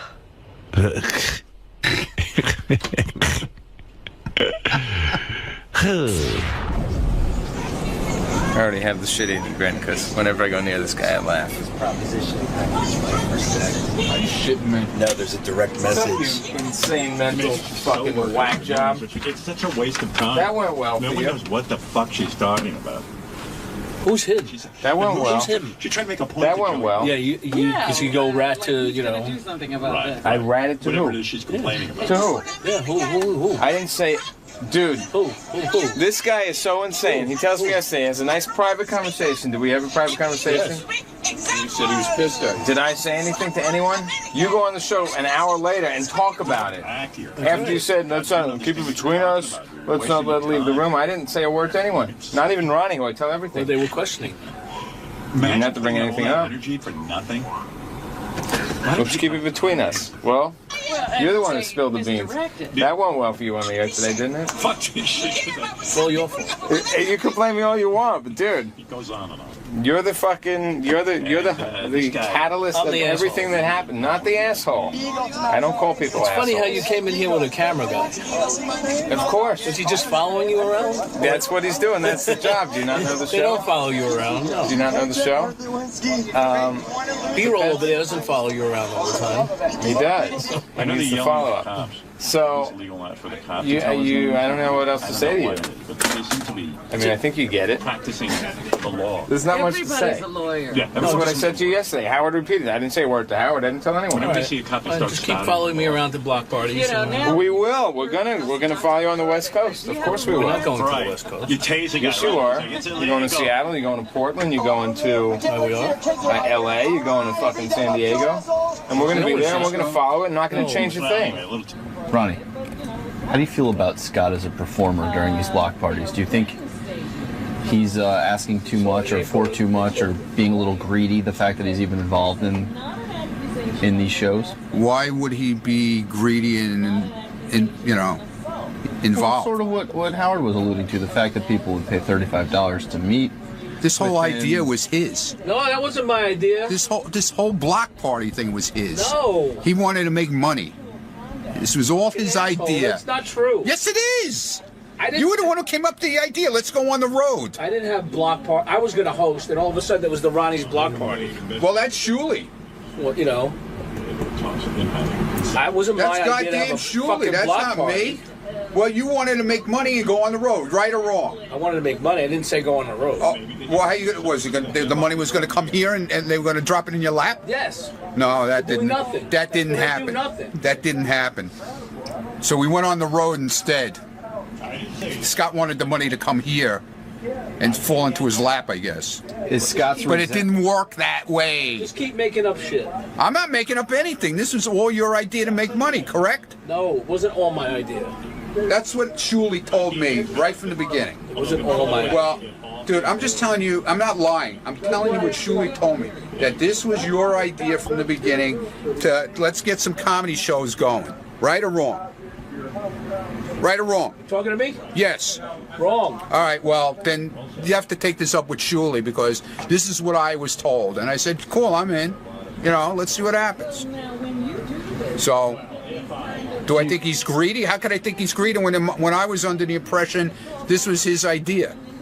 Well, Howard seems to think he's delusional. Well, that's Howard's opinion. That's not my opinion. Well, that's why I'm asking your opinion. Hey, I'm just as fucked up as he is. I'm not saying that I'm great at this. But you know what? We're doing our thing. On the other hand, is Scott justified in feeling resentment towards Howard TV? I don't give a fuck about Howard TV either, to be honest with you. I don't give a shit about you guys. You don't care about me. You stick it up my ass all the time also. Who gives a fuck about you? All of you guys. You're all about us. You're all about that Fenimore motherfucker out there in the hall and all you guys, man. I was asking about Scott's resentment towards us. Who gives a shit about you guys? Howard TV is all about sticking people under the bus. That's what it's all about. It comes from the leader. The leader, Doug Pander-eyed Goodstein. Pander-eyed? That's right.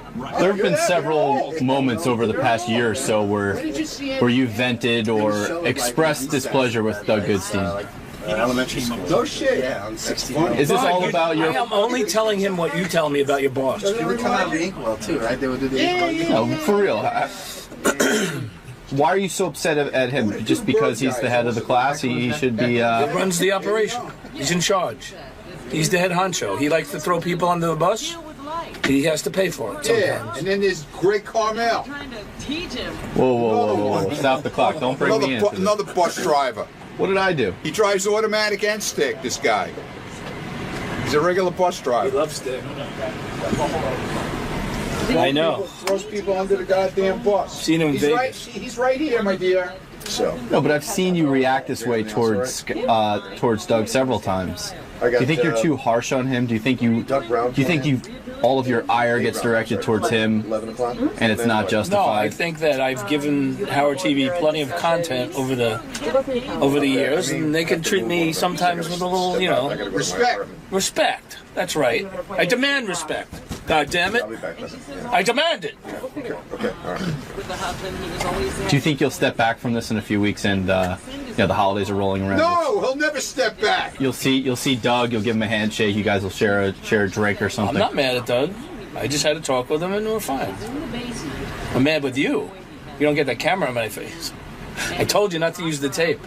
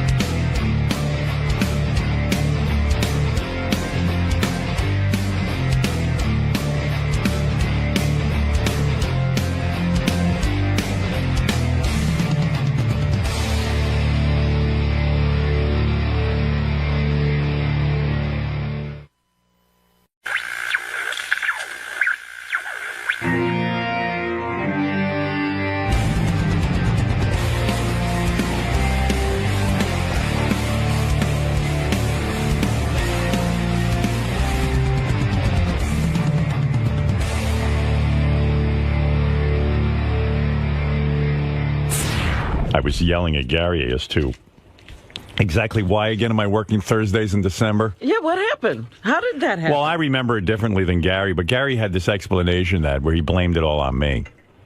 But I'm not buying it. Well, tell me, because I saw the schedule. I don't make the vacation schedule, really. I mean, I really don't. We use too many days?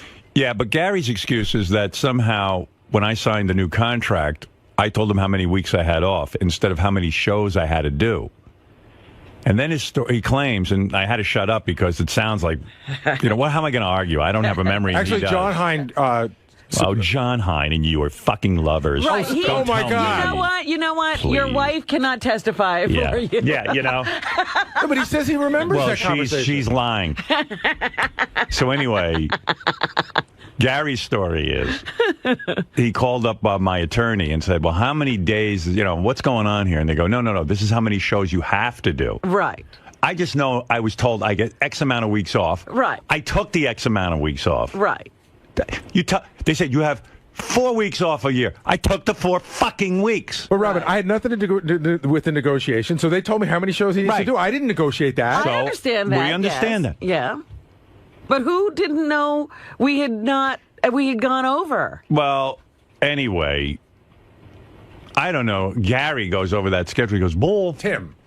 Oh, Tim. Tim, my good buddy. He said, Tim's like, you don't have enough show schedule. You need 3 more shows. But contractually, would you want me not to tell you? Who would have known? And then if you violate, Tim doesn't have to study everything. But what happens if you violated the contract by accident? They violated my contract. What's the difference? Why shouldn't I violate my contract? I can't take. They won't even fucking give me my money. I can't take the responsibility. How come I'm the only honest one? I'm sitting here making sure I don't violate my contract. They violate. Contract that's worth nothing because they don't honor it. I'm in court right now with a violated contract. I like everybody's worried about me violating the contract. Oh, we're 2 companies. We're 2 companies. Oh, really? Gee, in the stock market, it says you're 1 company. No. For yours, we're 2 companies. When it comes to you paying you, it's a whole different fucking story. Gotta go to court. So anyway, we hadn't worked enough days. Well, yeah. So Gary says it was my fault because when he told me that, we hadn't worked enough days, that I said, oh, you know what? Because this was all the way back in January last year. I said to him, at the end of December, just tack on 3 days. Which might be true. I remember having a discussion. Oh, your memory. Hold on. I remember having a discussion about the summer. And you're annoying me. And you said you didn't want to. You wanted to take time off in the summer. Well, because I was told I get X amount of weeks off. And the next thing I know, they go, no. It's how many shows you have to do. And I go, what happened to the weeks off? I don't get it. So anyway. Well, I can see you saying tack them on in December. Well, that's 100 years away. I figured we'd be dead by December. January, you don't even know if you'll make it. Imagine we did our extra days in January, then we died by December. Don't stare at me. Why don't you go back and fuck your boyfriend back in the office? That is so unfair. Of course it is. Is that my boyfriend? We're just dating. These 2. Oh, you haven't had sex yet? I don't know. Somehow, John and Gary came over to my house to hang out, and next thing I know, they're in the same bed. Well, hold on. A lot of people shared rooms. Yeah, but it's always you didn't talk about them. Like, who did Jason share a room with? I don't know. It's just you and...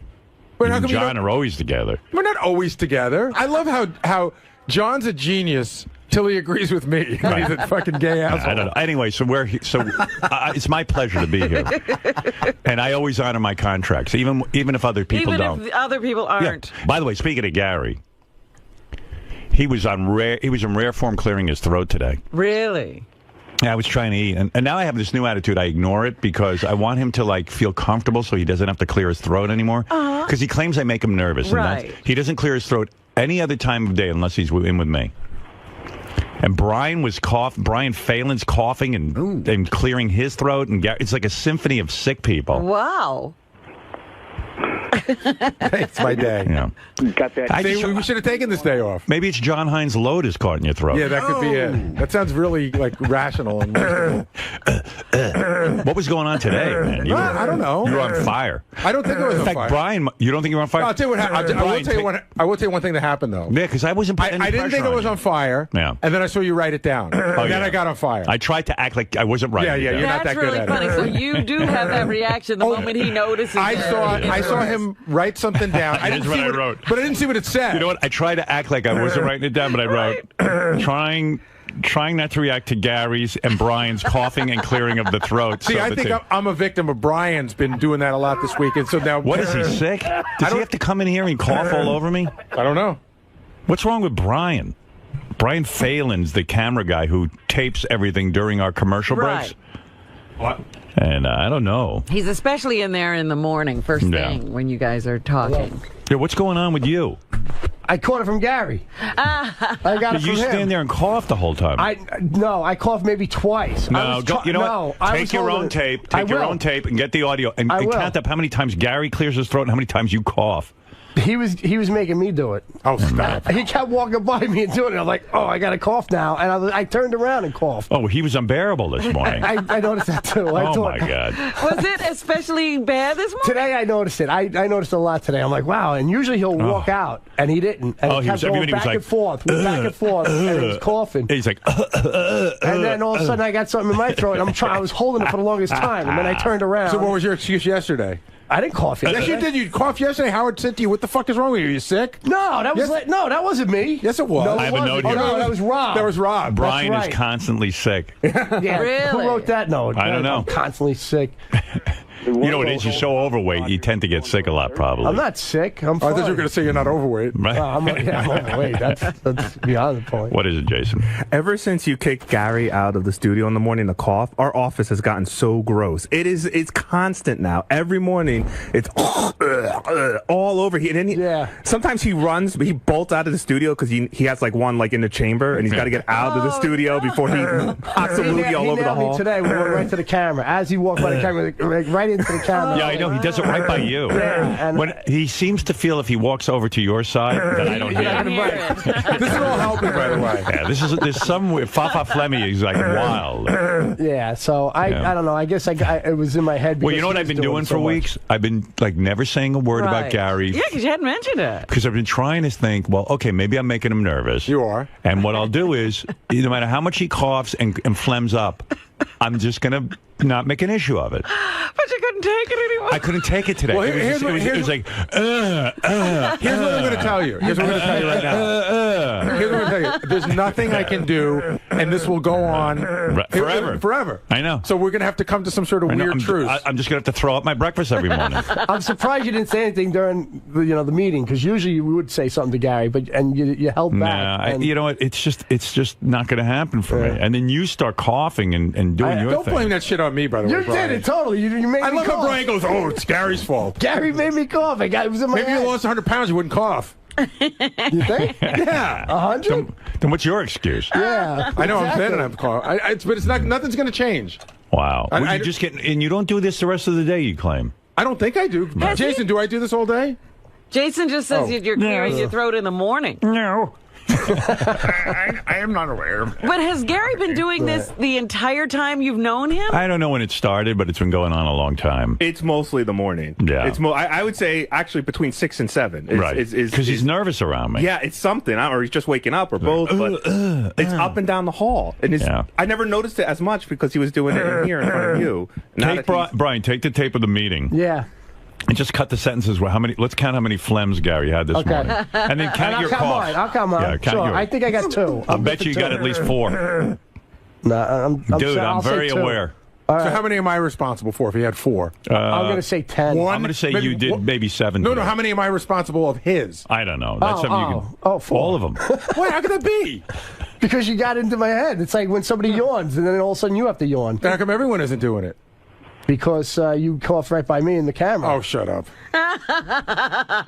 Anyway, I would bet you Gary has at least 7. All right, yeah, we'll figure it out. I can't wait to hear. Oh, he's like, we'll put it out. Well, I actually don't do that anymore. Now I cough. Now I go. Yeah, he goes. I was going, and I don't do that anymore. Now I go. I like the cough better. The cough comes out right. The clear of the throat's a little gross. The cough is one shot. Yeah, but you hear things going on. I'm telling you, if you knew what was rattling around in my fucking head. Oh. Well, almost know what's going on. Like I really, there's an awareness. I feel it coming on. You're making me crazy. But I'm making you crazy. Yes, you're making me crazy. Okay. You're rude. I'm rude. Yes. Why? Because you're pointing out my inadequacies. Trying to fucking get through the morning. What do you want me to do? I don't know. Give me an answer. You want me to go have a fucking throat operation? Give me an answer. Yeah. Okay, if you could find one that will fit. Like I found one. Fred's going to operate it. But if you told me what to do. I got my Swiss Army Howard, knife. if you told me what to do, I would do it. Yeah. There's nothing to do. Try not to be so nervous around me. How long have you known me?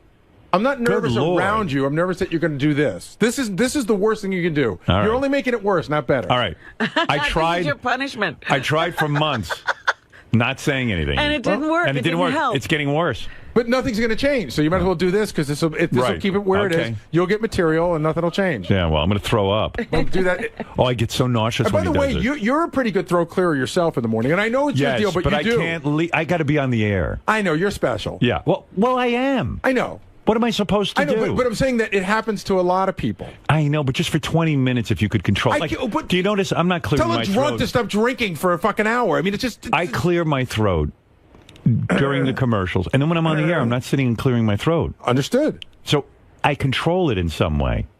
I clear my throat. Well, and then I'm not doing it on the air either. No, you do it. So when you're on the air, it's for 20 minutes when you're with me. What, you're just go clear your throat for an hour out in the hall with Jason. I could clear it for an hour, but it wouldn't change when I came in here. That's what I'm saying. Do you think I want to do this? Yeah, how come I can control it when I'm on my? You're special. I guess I am. You are. For 20 minutes, I'm just asking you to get it together. I have no Drink control. hot water before you come in. I have no control. I've done all that. That's all. Right. I bet you haven't drunk. You haven't had hot water. Not this morning, but I tried that for a while. Well, we'll have hot water every morning.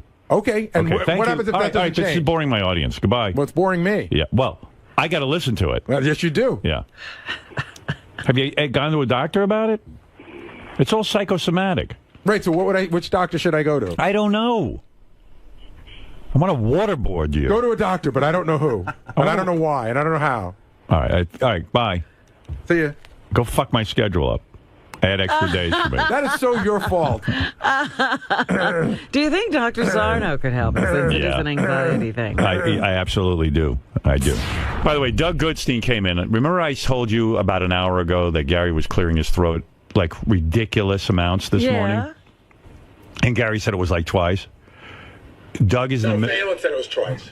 Yeah, well, Doug is in the middle of editing it. And? He said it's every second. I knew I wasn't hallucinating.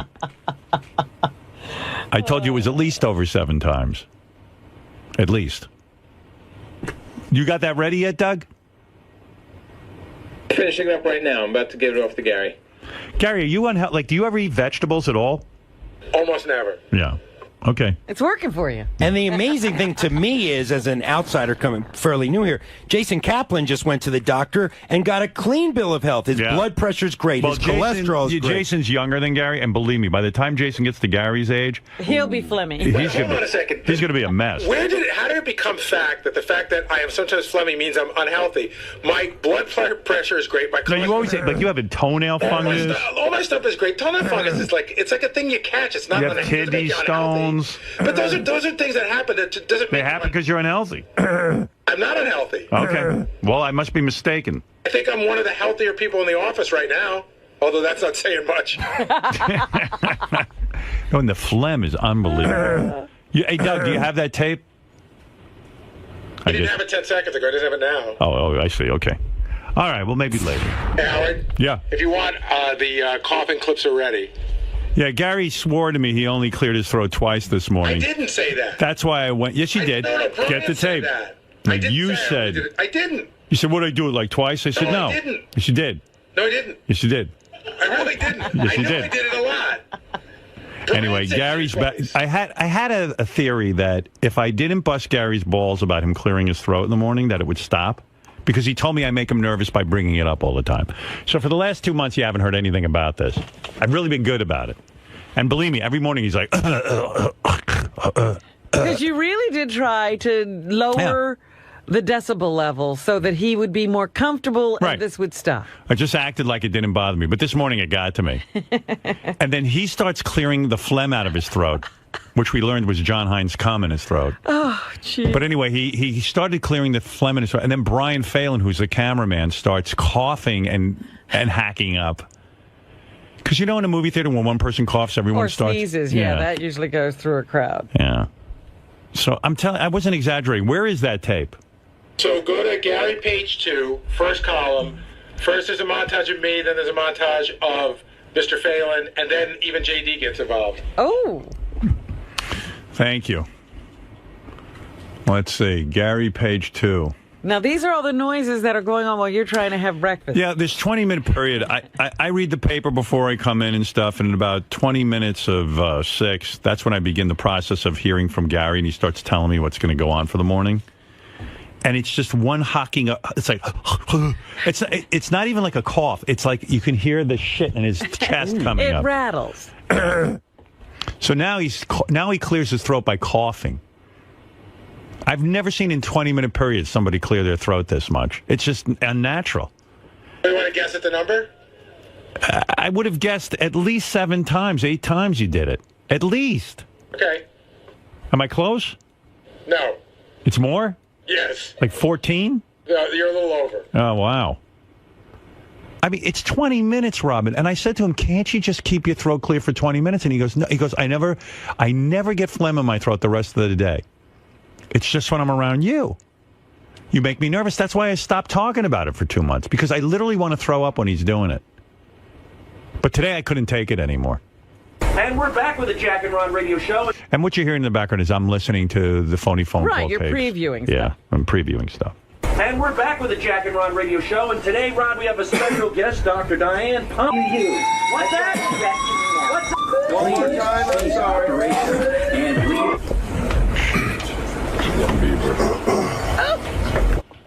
Now, you hear me talking in the back? I'm Oh, my goodness. I'm trying to be calm about it. You're and just trying put to it get out through of my the work. He used to just like go, 45 minutes. Sal said they did nothing. He said the mom was laughing.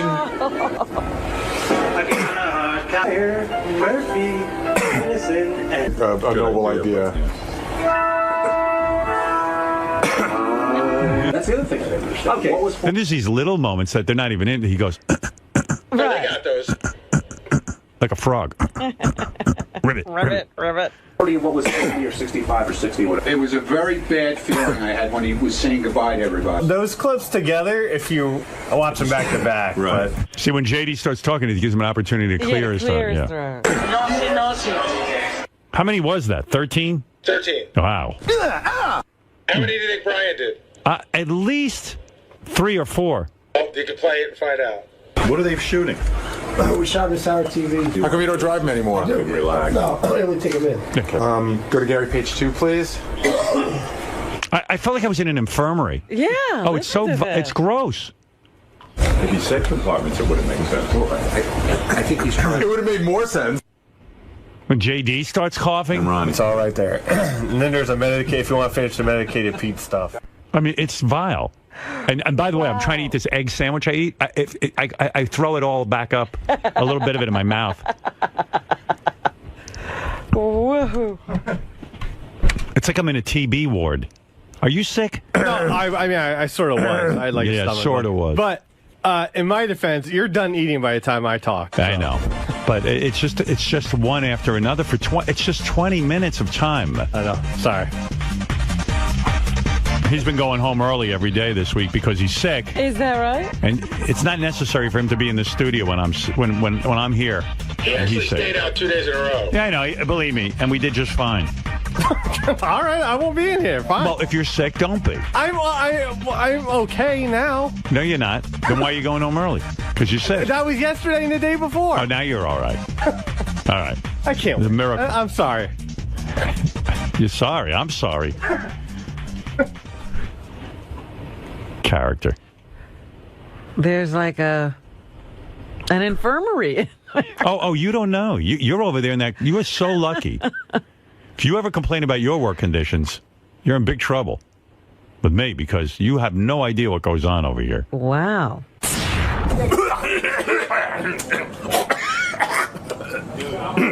Jason. Yes.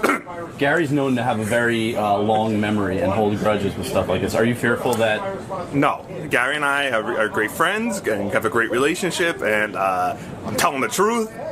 Gary flums it up in the hall. He knows it. I know it. We all know it. And this is important, though, because this can hopefully eliminate this disgusting act in the back office. Well, no, it doesn't sound like it will, because it sounds like Gary saying, look, this is who I am. I'm a flummy guy in the morning, and deal with it. So it's fine, but I'm just glad that people knew, because it just, I don't know, the fact that people know now that he's just flumming it up in the office makes me feel better than before when I just sat there and silently shuddered my shoulders as he flummed around the office. So he clearly views the back office as the lesser of two evils. I mean, no, he's been told by Howard, don't phlegm it up in the studio. Where else is he going to go? But the best, like I'm saying, like a bathroom would be probably most appropriate. That would make sense if all it was Gary going into the bathroom and clearing his throat. Then yeah, he should be doing it. But I don't think it is. I think he clears his throat and then starts talking, and then it gets all phlegmed up again, because he'll be in there. Sorry, I'm just listening to radio. He'll be in there pitching to Howard, and then he'll phlegm, and he'll come out, and he'll phlegm up some more, and he'll go back in, and then he'll pitch, and then the phlegm comes back. So it's like a factory. He's got a factory of phlegm, just constantly working. He needs a spittoon of sorts. Yeah, and he says there's no way to fix that, but I think there's certain foods you can eat to help with that. Like, you're not supposed to have milk or something. I don't know. Right. Get Mucinex might help. Product placement. Some hot tea in the morning. Hot tea. Yeah. There's things you could do to improve. Nice, yeah. I did cough today. I don't usually cough. I coughed today. I had something in my throat, but I was trying to hold it forever, and I just couldn't hold it anymore. So I turned around. I physically turned around and coughed this way so he wouldn't notice me. But Gary will do this. Gary will walk by and be like, and like keep walking, and then walk back, and I'm like, what the fuck are you coughing on me for? What is this, like a tissue that you could cough into? You're not Howard, but you're also not a Kleenex. I mean, you shouldn't be getting coughed on like that. No, I shouldn't be, right. So, like I said, when somebody yawns, you yawn. Right. He was coughing, but he kept doing it. I even noticed it today that he kept going and going and going, and then I guess made me, get something in my throat. So, we'll see what happens. I'd also imagine that being a veteran of the crew, you're very aware of what you do in there. You know that Howard's listening and watching. Yes, of course. You don't want to do anything. He'll come in and, it'll be just me and him, and I won't say a word for 10 minutes until Gary gets in. And, you know to leave him alone, So you're just aware of everything that's going on, and you don't want to fuck up because you don't want to be called out on it. And I get called out on it. So, fuck you, Gary, and thanks a lot for getting me in trouble. Gary. Yes. Real tough start to the morning. I'm actually not as upset by it as I was when he first started doing the round. Like I said, there's nothing I can do, so it just doesn't really matter. Do you drink any hot tea in the morning or anything that might break it up? No, I drink water in the morning. I don't drink hot. I did do hot water in the morning. I don't know that ever made a difference. Right.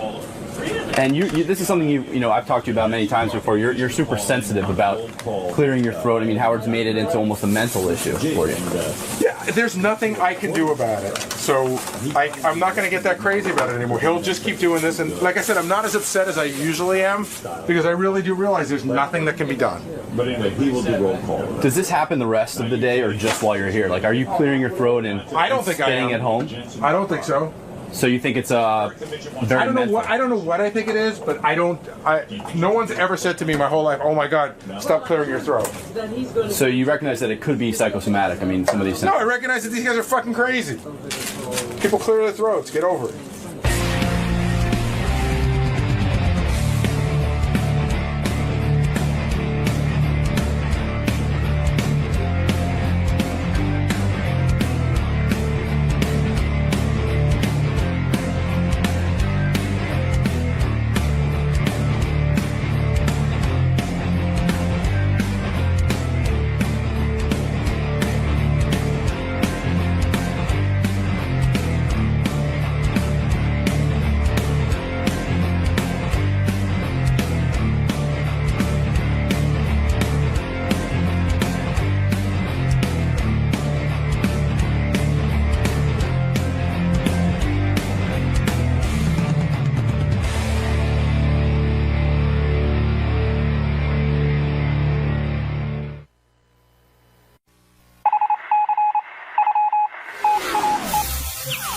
This is the best of the wrap-up show. A recap and behind-the-scenes look with John High and Gary 𝗏𝗏𝗏𝗏. The best of the wrap-up show begins now. Hey, it's Gary 𝗏𝗏𝗏𝗏. On Monday's wrap-up show, we talked about Benji and his new girlfriend. I'm not saying her name. And this new song that they have out, where Benji's totally auto-tuned. And I said that I think Benji's looking for attention. And I said I also thought that his girlfriend likes the attention, because she wants to sell more songs. Benji disagreed. Everybody in the show weighed in. And here's how it went.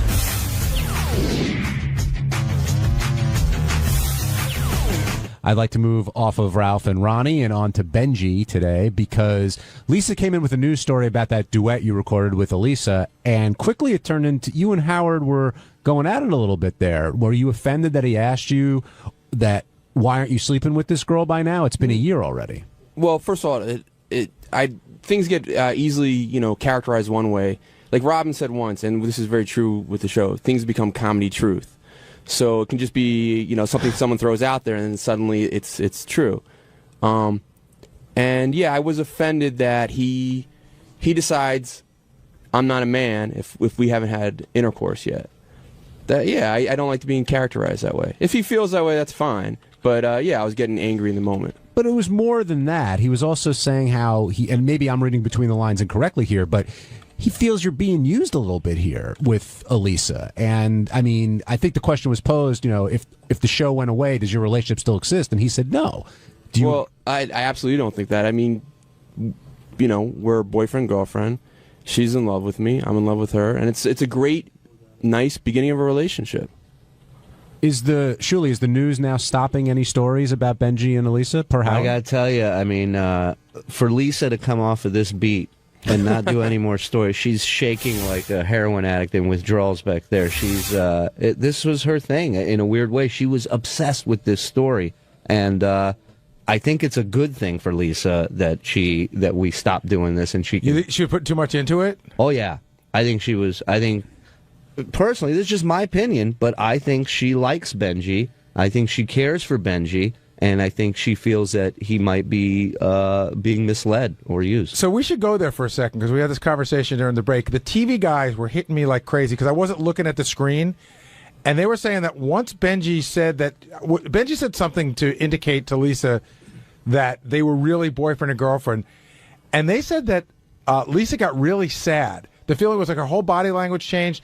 And I thought they were sad that, I thought they were saying that Lisa was sad that she was jealous of Benji having a relationship, but they were saying that she likes Benji. Well, and Lisa, I've told you this from day one, she likes to, throw like a jump ball type question in the newsroom for all of us to discuss at certain points, and, a lot of it is kind of weird stuff, but since this whole thing went down with Benji and Elisa, she's been throwing it out there maybe every day. Throwing what out there? Like, so what do you think's going to happen between these two? Do you really think they're living together? Do you, and it's just it's a lot of questions every day. I could play big armchair psychologist, and I could say to myself, I wonder if Lisa saw Benji, the diamond in the rough, but of course, looks at him and goes, I like him, but I would need to change a bunch of things about him. And then seeing that somebody did change a bunch of things about him that she likes. Yeah, it could have been her. Ronnie, you're an expert in all things, Lisa. Do you think there's a little crush, a little jealousy going on here? I'm not sure if it's a crush or it's she's worried that he's going to get hurt, because that's what she keeps saying to me. That she's worried he's going to get hurt. She's worried that Benji's going to get hurt. That he's going to get hurt. This whole environment has this thing when you step beyond the box. Oh, you can't do that. That's not what we expected, and you're going to get hurt. They just were doing that with Ronnie about the TV show. Hold on, but what's going to happen if all this goes away? But Benji, you're not an innocent in all this, and I look at like you're playing it in here like, oh, you can't step outside the box. But you want to tell everybody, hey, we're in love, we're doing this whole thing, and then you make that song and put it out there and act like we're not going to get it, listen to it, and critique it. Oh, you can critique it. I think it's a wonderful song. I think it's a great song. But I also think it's you. It's you and Elisa starving for attention is what it is. Oh, okay, so Gary. So fine. No, it is what it is. It's just, I think you guys want to be noticed by the show. I think you like that. It is fun. We were both performers to get, what are you laughing about, Gary? Because you're different kinds of, you're a performer, no doubt, but you're not a singer. Yes, I am. Well, now you are, because you said you are. Well, and I sang a song, and it's recorded, and it's very, very fucking good. Well, that's an opinion. Everything you said was a fact up until then. You're right. And I don't change it by saying it's great. You don't say it by saying it's not great. It's out there. It's a piece of art. You can judge it. It's called Online Sweetheart. Google it. It's interesting because you never judge anybody who puts stuff out there before. What? You don't. You sit in the chair every day and write jokes about you. You're always judging people. And then when you get judged, you seem to be irritated. I'm not irritated by someone saying that. I wasn't irritated by the song being judged. So what irritated you today? When Howard says like, "Oh, you're a pussy. You're being effeminate if you haven't had sex yet." That irritates me. I don't think it was just about the sex though. He's saying that you're jumping through all these hoops. You're making all these changes. How's that? Wait.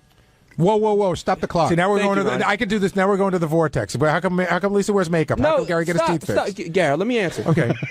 Do you find it unusual that I would have fun recording a song? How about a yes or no? No. Yes. No, I don't find it unusual. Yes, it's odd that you're taking. I think you're taking it a little serious, and I think you have ulterior motives. What's the ulterior motive? To try to get her on the air. To try to make her super famous. Okay, so I enjoy recording a song. And yeah, we want it to be successful. It's a very good song. I want it to be played everywhere. I don't believe that you want to get it out there as a piece of art. I think you want to get it out there. I think you want to get it out there for a reason that has nothing to do with music. Whether it's being famous or getting her famous. I enjoy all that stuff. Yes, I would enjoy making money off of it. I enjoy getting played. I don't think you want to make money off it. But I do think it's a really great song, and I think I did a really good job in it. But that part you'll have to judge for yourself. Ronnie, did you think Howard was off base when he told Benji that it's not very, I mean, I'm not going to use the words he used, but it's not very manly to have gone with this girl for this long, be sleeping next to her and have not had sex at this point? Well, that's his opinion. He could say what he wants. But in my opinion, with this whole thing, with Benji, everybody says that she's using Benji, and I don't feel that. Benji knew what he was getting into from day one with her, okay? He knew. What was he getting into? Well, basically, when he first met her, they were friends. Okay, they weren't romantically involved. He was in his own way, but she wasn't. So, him doing all of these things, what he's doing, is trying to win her over. It's like me writing a poem for somebody. It's the same thing. We're both chasing each other, and we both love each other right now. And you're in love? Yes. You tell her that you love her? Yes. And she loves you? Yes. She told you that? Yes. In a romantic way or a friendly way? Because the way it came across when she was here, but that was before. But that wasn't that long ago. You're right. It changed. But at that time, I was losing weight. She was very impressed what I did, but she thought it took a tremendous balls to get up in front of the press conference. And she even said, if you listen to that thing, like, hey, I do love him. I don't. It's like I'm not attracted, but then I get so torn because I am so into him. Do you think that she's in love with the fame? No. Absolutely not. I think she enjoys it, and I enjoy it too. I enjoy her talents. I enjoy, I enjoy that kind of stuff. But it's not. I don't think that's what she's in love with. I got to ask you a question. This is something that a lot of guys go through. So I'm not just picking on you. Is there any part of you? No. Is there any part of you that wonders to yourself, if I didn't talk about her on the air all the time, would things be a little different? No, I mean, I could play with that, like just in the same way. I'd never seriously pondered suicide, but I can intellectually think about it. But no, it's not like a thought like that. When you wear the hats with Elisa's name on them all over the place into work, is that because you're in love with her, or is that because you're seeking some sort of odd attention? When I wear hats with her name, it's a fun thing. It's a fun thing. But that's the answer. The question is it because you love her so much, or because you're seeking some sort of odd attention? I would say it's both. I think part of their love is shtick. I mean, she gets off on it, and he enjoys doing it. But my problem is you can't be upset with people giving you shit for this, because all you're doing is bringing this into the spotlight. This is all your own doing. Like for example, Richie Wilson's engaged. There's other people here that are in relationships that it's not in the spotlight. There's not people pulling Richie Wilson inside and going, "Hey, watch your ass." Well, surely, you know what I mean? I agree with you. But I can still have an emotional reaction when I think people are being mean about something or lying. But the only reason they have an opinion is because you brought it out there. That's fine. But there's you can have. You're right. I would expect reaction to it and opinions about it, but I'm not gonna I'm gonna react too when they bring their things out. So here's a question I have for you. If JD came in tomorrow and said he was dating a girl and he went through all the stuff that you're going through, and JD came in with a song where he was auto-tuned to death, and don't say you weren't, because you were, and it's like that's how I sing. It's like a fun it's like a fun song. You wouldn't write jokes for Howard about that? Yeah, I think I would do it in a more like I love you, you're a schmuck kind of way. But I think you guys sometimes do it in a more mean-spirited way. By the way, I haven't been doing it, by the way. If that's the way you sing, you might have a case against a gentleman by the name of T-Pain. You might want to look into suing him. Me? I think so. I have a question about the whole sex thing. So you guys make such a big deal about it. First of all, if I came in tomorrow and said, "Oh, we've had intercourse," if you guys asked me about it, would it change your opinion? Opinion of what? Of this whole thing. Well, I mean, consummating a relationship does sort of bring it from one side to the other side. I think a lot of people view it that way. Okay. I think the issue more is you being upfront about it. Like if you being honest about it and saying like, "Hey, so it'd be better if I lied about it." Like, no, if you said, "You know what, she's special. I really don't want to talk about that kind of thing." Right. Versus saying, "No, we haven't. Yes, we have. No, we haven't. Yes, we have." It's hard. You know what? You're right. I would rather probably go that route, but it's also like it's very like. I always have a problem with that word, anti-ethical to the show. Anti-what? Ethical, anti-ethical or something like that. I can't remember how the word's pronounced. No. But anyway, it's not like the show's sort of format. Like, right. I would like to, I don't think, to me, it's not a big deal, Did you say you sleep with her naked? She sleeps naked in your bed? Partially, yeah. Sometimes. How do you deal with that? What do you mean? No, seriously. How do you, See, that's where you act weird. How do you do that? Of course That's not a weird question. No, how do you sleep? How do you deal with sleep that? next to a girl half naked who you love and you definitely want? I'm assuming want to have sex with. Yeah. So, but I also, or even just cut. Don't you just even want to like cuddle with her naked? Wait. I said we haven't had intercourse. Okay. That's all I've said. Like, but we've done everything else, and I also sensed I could absolutely have had sex at this point, but I also sensed that I could make it happen, but she doesn't want to. Oh, that was the other thing. At this point. That was the other thing. She wants to take it a little slower. That was the other thing I was going to bring up. I've heard your. I could force her. I know you could. I've heard your sex stories from the past, right. And you don't appear to be the kind of guy, a 45-year-old man. I'm not 45. You are. No, who I'm wants not. to wait. You don't. You never. You used to not be able to wait 11 seconds. No, well, listen. This is someone I'm in love with. I'm looking towards a. This is. I think if it keeps going the way it is, this will be my wife. I think it's funny. And I think it's funny. Have no problem. Listen, yeah, there's part of me like hormones or whatever. Like, yeah, oh my God, I can't wait. I'm very attracted to her. I love her. I experience like just looking at her. I experience like love and lust at the same time, which is an incredible feeling. But I don't have any problem like taking my time with something like this. So wait a minute. So what are you basically saying? What you're doing right now? You're doing everything with her except intercourse? So are you saving that for when you get married? Is that what you're really doing? No, it's just like I sense, and we openly talk about it. She'd rather take some time with that. Gary, when Howard was telling Benji how he felt, he was being sincere, and two, he was pissed in a way. Well, and I understand what Howard makes a good point. You guys are, I know like teenagers wait or devout Christians wait, but you guys are sort of at the point in life where you sort of know. She must know already. Right. So what are you waiting for? Because you know. It's just, I sense. I was just saying that's his point. I don't like to, it's funny, I always, when I love somebody, there are things I feel I could get them to do, but I'd want to wait till it's the right time for them too. But the fact that you guys have been together. And I know she did it right now. She loves making me happy, and I know she would do it right now to make me happy, but I also know she'd rather wait.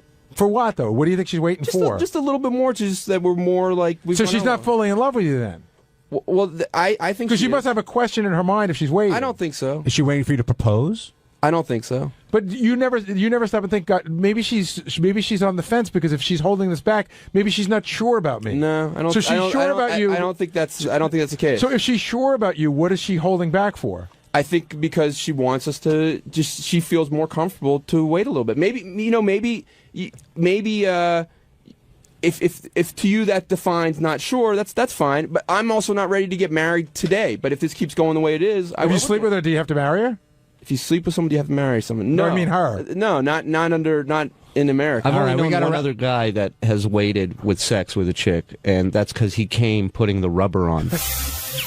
Hey, I'm John Lieberman with Howard 100 News, and this Tuesday on the wrap-up show, Benji and I really got into it. Benji took issue with my reporting that a tweet came from his account at 8:03 while Howard was in studio interviewing 𝗪𝗪𝗄𝗿. Benji took the opportunity to get quite angry, frankly, and try and school me on libel and slander law.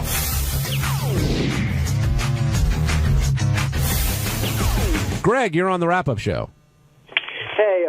guys. I love the Chuck Zito interview, but I didn't know if anybody noticed, but Benjily actually sent out a tweet during the Chuck Zito interview promoting his single on iTunes. Wow. Yeah, no, that did come up. The news is already working on that. You probably shouldn't tweet while you're working. Yeah, a bunch of fairies were running around the office yelling at me about that. Who are the fairies? Like everyone that was making a thing about that. First of all, I did not. Penny! Oh, they're so awesome. Robin and Demetrius are dancing in the saloon. They're so cute. And Marnie and the mayor are drinking a coffee together. Or maybe it's a beer, I don't know. Penny. Penny. Penny. Oh. Where is my wife? To the left. Over there at the table with Elliot. Wait, that's not Penny. That's Rachel. Oh, this is Rachel? Yeah. Oh. Oh, well then I lied. My bad. My wife is faithful. Okay. Yeah, that's funny. I totally trusted her. I know. Crazy work. Look at how wholesome Robin and Demetrius are. My wife doesn't belong here. She's probably at home reading. That's probably true. Oh, I just noticed we both live in RVs. He said it's true We were love. made for each other. That was perfect. Truly. Hey, Mama. Why don't you and me put our RVs together? Let's make this a double wide.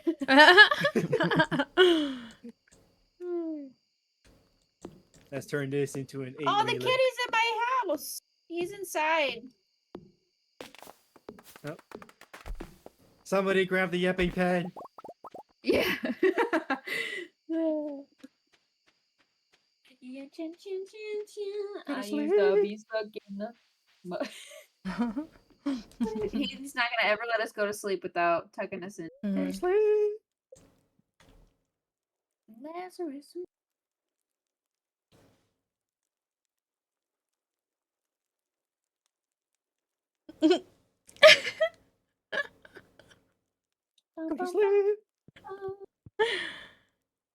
I am. I'm having so much fun. You hear the tunes? I've got these tunes like rocking out. It does not match the game at all. He has the he has the Doom playlist. Oh my gosh. Hey Dark, how are you? Welcome in. Playing Stardew Valley. Have you ever played Stardew? Bum, bum, bum, bum, bum. How are you doing? How's your day been?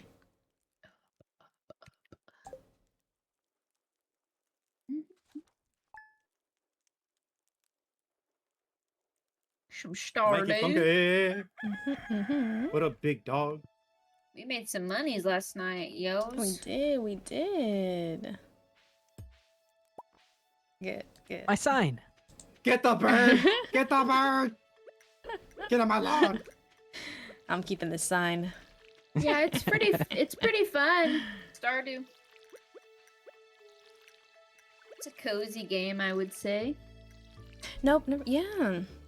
Yeah, it is. It's really fun. It's Batman. Here he is. Hey, buddy. We totally don't get I'm doing good. stressed Just during playing the winter. Overwatch right now. Oh, sounds good.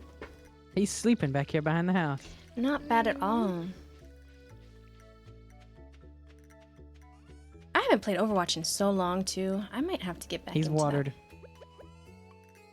Did you say Batman is watered? Yep. Oh, okay. Yeah, I don't know why I thought, like... Did you say that's how he grows? Yeah. Honestly, I thought, like, you put water on him. I was like the plants, like... Yeah. Oh, really? That's how he goes. Oh my gosh! Yeah, have you never had a cat before? Oh my gosh, y'all. Oh, look, it's Yep. He's sleeping next to his water bowl. I need to see That's this. so awesome. I need to see this right now. That's how I got to being 6'2". My mama watered me. Look at him sleeping over there. That's What a sweet boy. We need to. I'm gonna cut this tree down. We need to I need to build him a cute little. This is Batman's spot. He's on stream right now. Sitting up on top of his perch on the fireplace. Making an appearance. Oh, yay.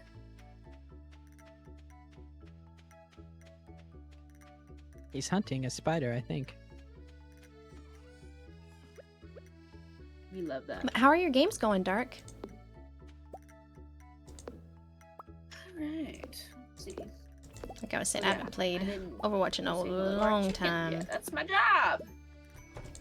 I gotta pick up an egg. Where do you get? There's one inside of the thing if you really Put want on washing machine heart, please. I don't have a washing machine.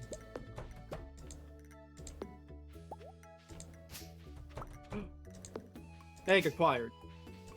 Egg acquired. Oh, we're not doing song recommendations.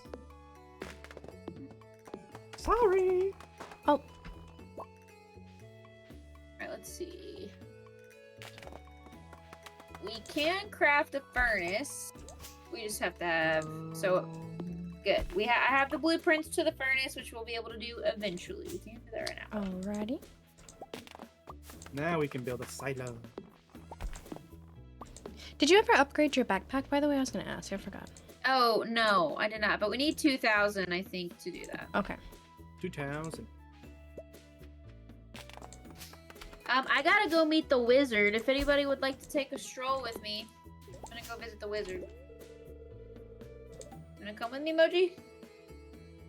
Ew. Okay. Well, I'm going then. You're the only one that I saw on my screen. I don't know where everybody else is. You disappeared with your house. Right here. Right here. Oh. I'm hunting down maple seeds and acorns. Perfect. Cutting these trees. Oh, there he is. Are you play co-op? I'm playing with friends. Yep. I gotta pick this up. Forage while we're out here. Okay. Yo. Help. Yo. Help. Help. He said help. Help. I don't know why he's... What's I happening? need help with, yeah, what's happening? Someone was chasing me down with an axe. What? Oh. That's strange. That's crazy. Who would ever do that? It's crazy. It's locked. That's We can hear someone. Wait. How come you're winning? Wow, he's mean. He won't let me in. Oh. Will he let Maybe you in because now? I don't have it. I don't have that. Well, try again. Sir, It won't let you I in. have a fishing pole. No. What I the guess I don't heck? have the mission yet. I don't have the mission yet. Oh, that's weird. I'm gonna All go this over was here. for There's a- naught. Do we all have to go complete these journals, like these tasks individually? Because I have rap problem think getting so. started in introductions on my Let's task see. list. I have. I have feeding animals, rat problem, and introductions. Okay. I have feeding animals and introductions. Okay. So I guess we do have to do that. Okay. Or no, I don't know. I'm gonna do 'Cause these. I did the rat problem one. Okay. I went to the community center. Yeah, yeah. Yeah, that's what I And it's gotta not do right now. Okay, I'm gonna do that too. Is it up here? Or is it? Yeah. Okay. Nope, it's this way. Oh my gosh. Wait for me. You're I just don't know where to trying go. Oh. Got Wait him. for me! Wait, let's just come to the town. Yep. We'll be waiting right here. Yep, to the main town. I just harvested a bunch of leeks, so we're gonna get some money tonight, babies. Okay.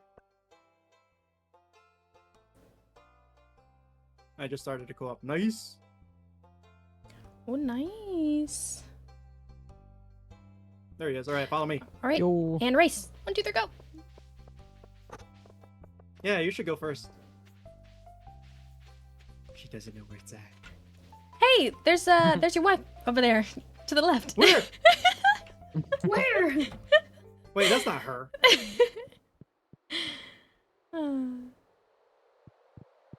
That's the meanie. All right.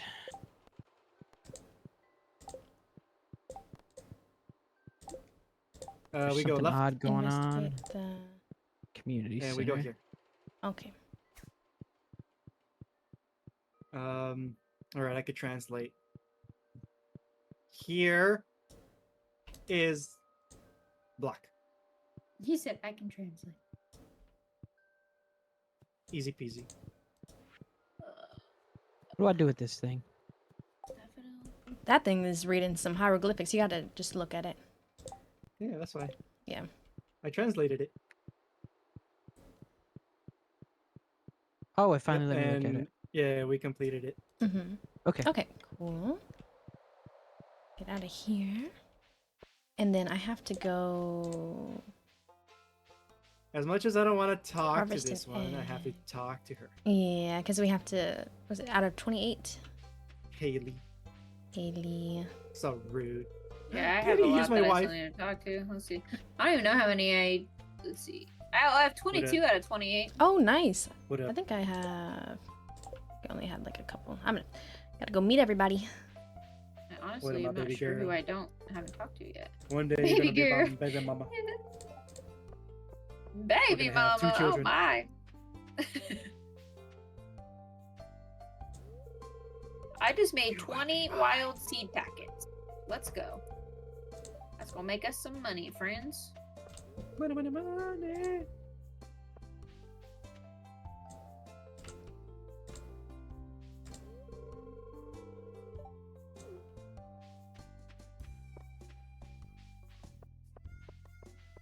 All right. Oh, Batman is meowing. Here, buddy, let me pet you. Barney.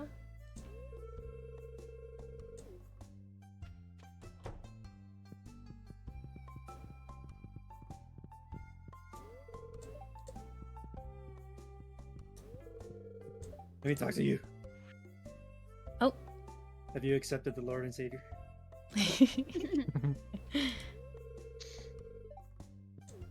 You did not? Is anyone in? Oh. Jody. All right, all right. Oh, and the kids. I foraged 15 leeks. Oh, there's Penny. My wife.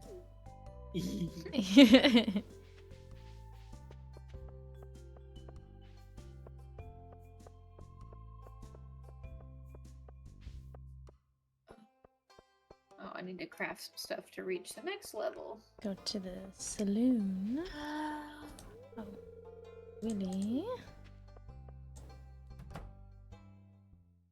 All right, who haven't I talked to?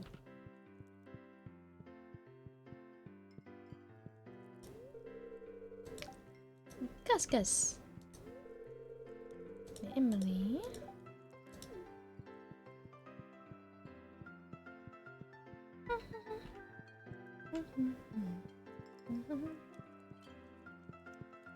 Hello there, Gary.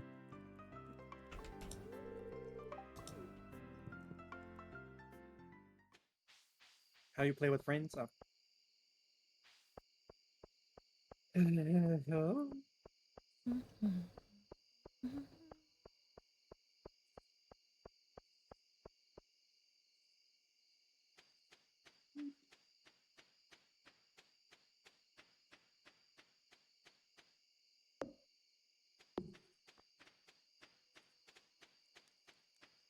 Hello, Mayor Lewis.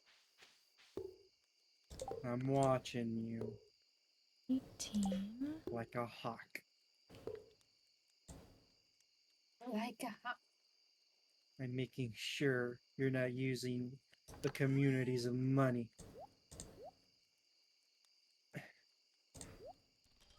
To make sure he's in check. Mm-hmm.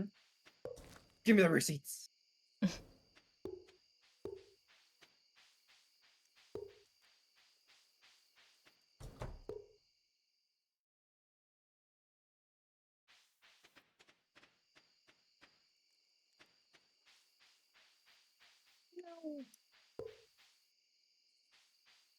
All right, it's bedtime for me. How many people do I have left for introductions? 8 people left. I know I have 10. I'm like, who is here? Who else is there? I need the long-haired pretty boy, Pierre, and I think the doctor. I know those for sure. Oh yeah, doctor. And then there was like a family at the top right. I don't think I've talked to them. Oh yeah, I haven't talked to their daughter. Mm-mm. Well, that didn't work. Ah!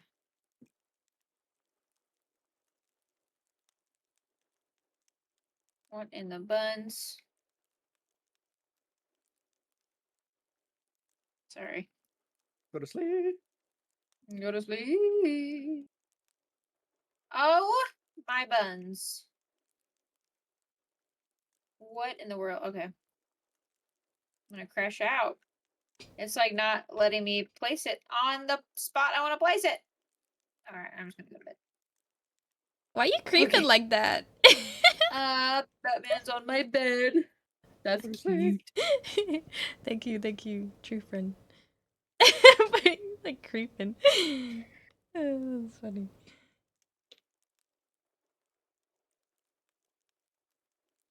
You see me and the kitty cat and Batman?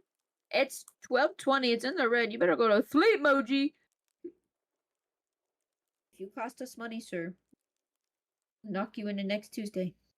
Go to bed. Go to sleep. Go to sleep. Go to sleep.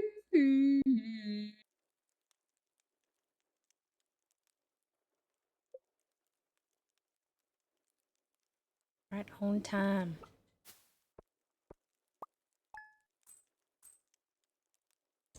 Okay. Gary has tucked into bed. Cracks me up. I can't get over how silly that is. Gary. Yes.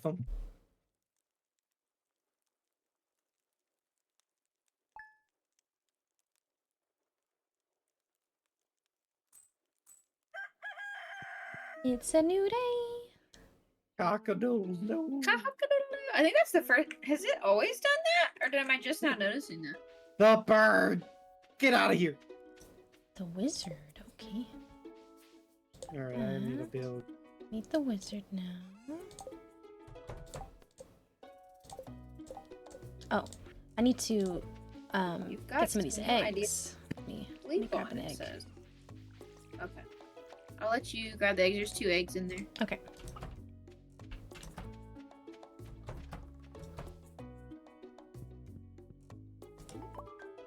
Yay! Does anybody else need to grab an egg for their quest? I do. Nope. Okay, you just take that one. And then we can... Where's it at? Where the egg coop is, and then you go inside, and then you just pick up the egg. There we go. It's a white one. And then, where do you sell the stuff? In this over here? in this bucket over here. I see. Okay. Nice.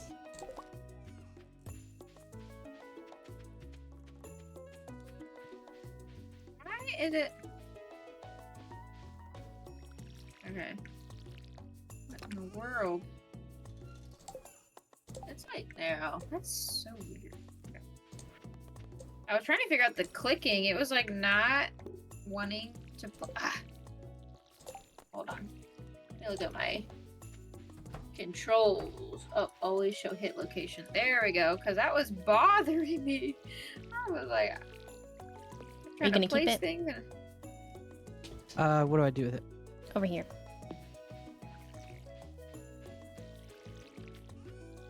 Eat it. Just put it in there and sell it.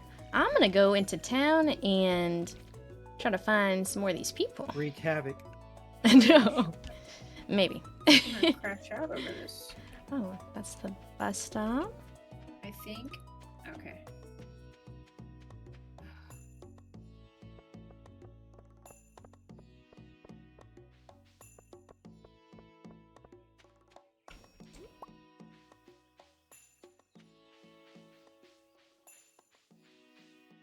What in the world? Okay. What in the Hadouken? This is making me want to crash out so bad. I don't know why. It's not letting me like place things properly. I got kicked. Uh-oh. How did you get kicked? You should just be able to put the code back in and get right back in now. Now I can meet the wizard. Mm-hmm, me too. I need to meet the wizard as well. Alright then, everybody, follow me. Follow me. The wonderful Wizard of Oz. Because.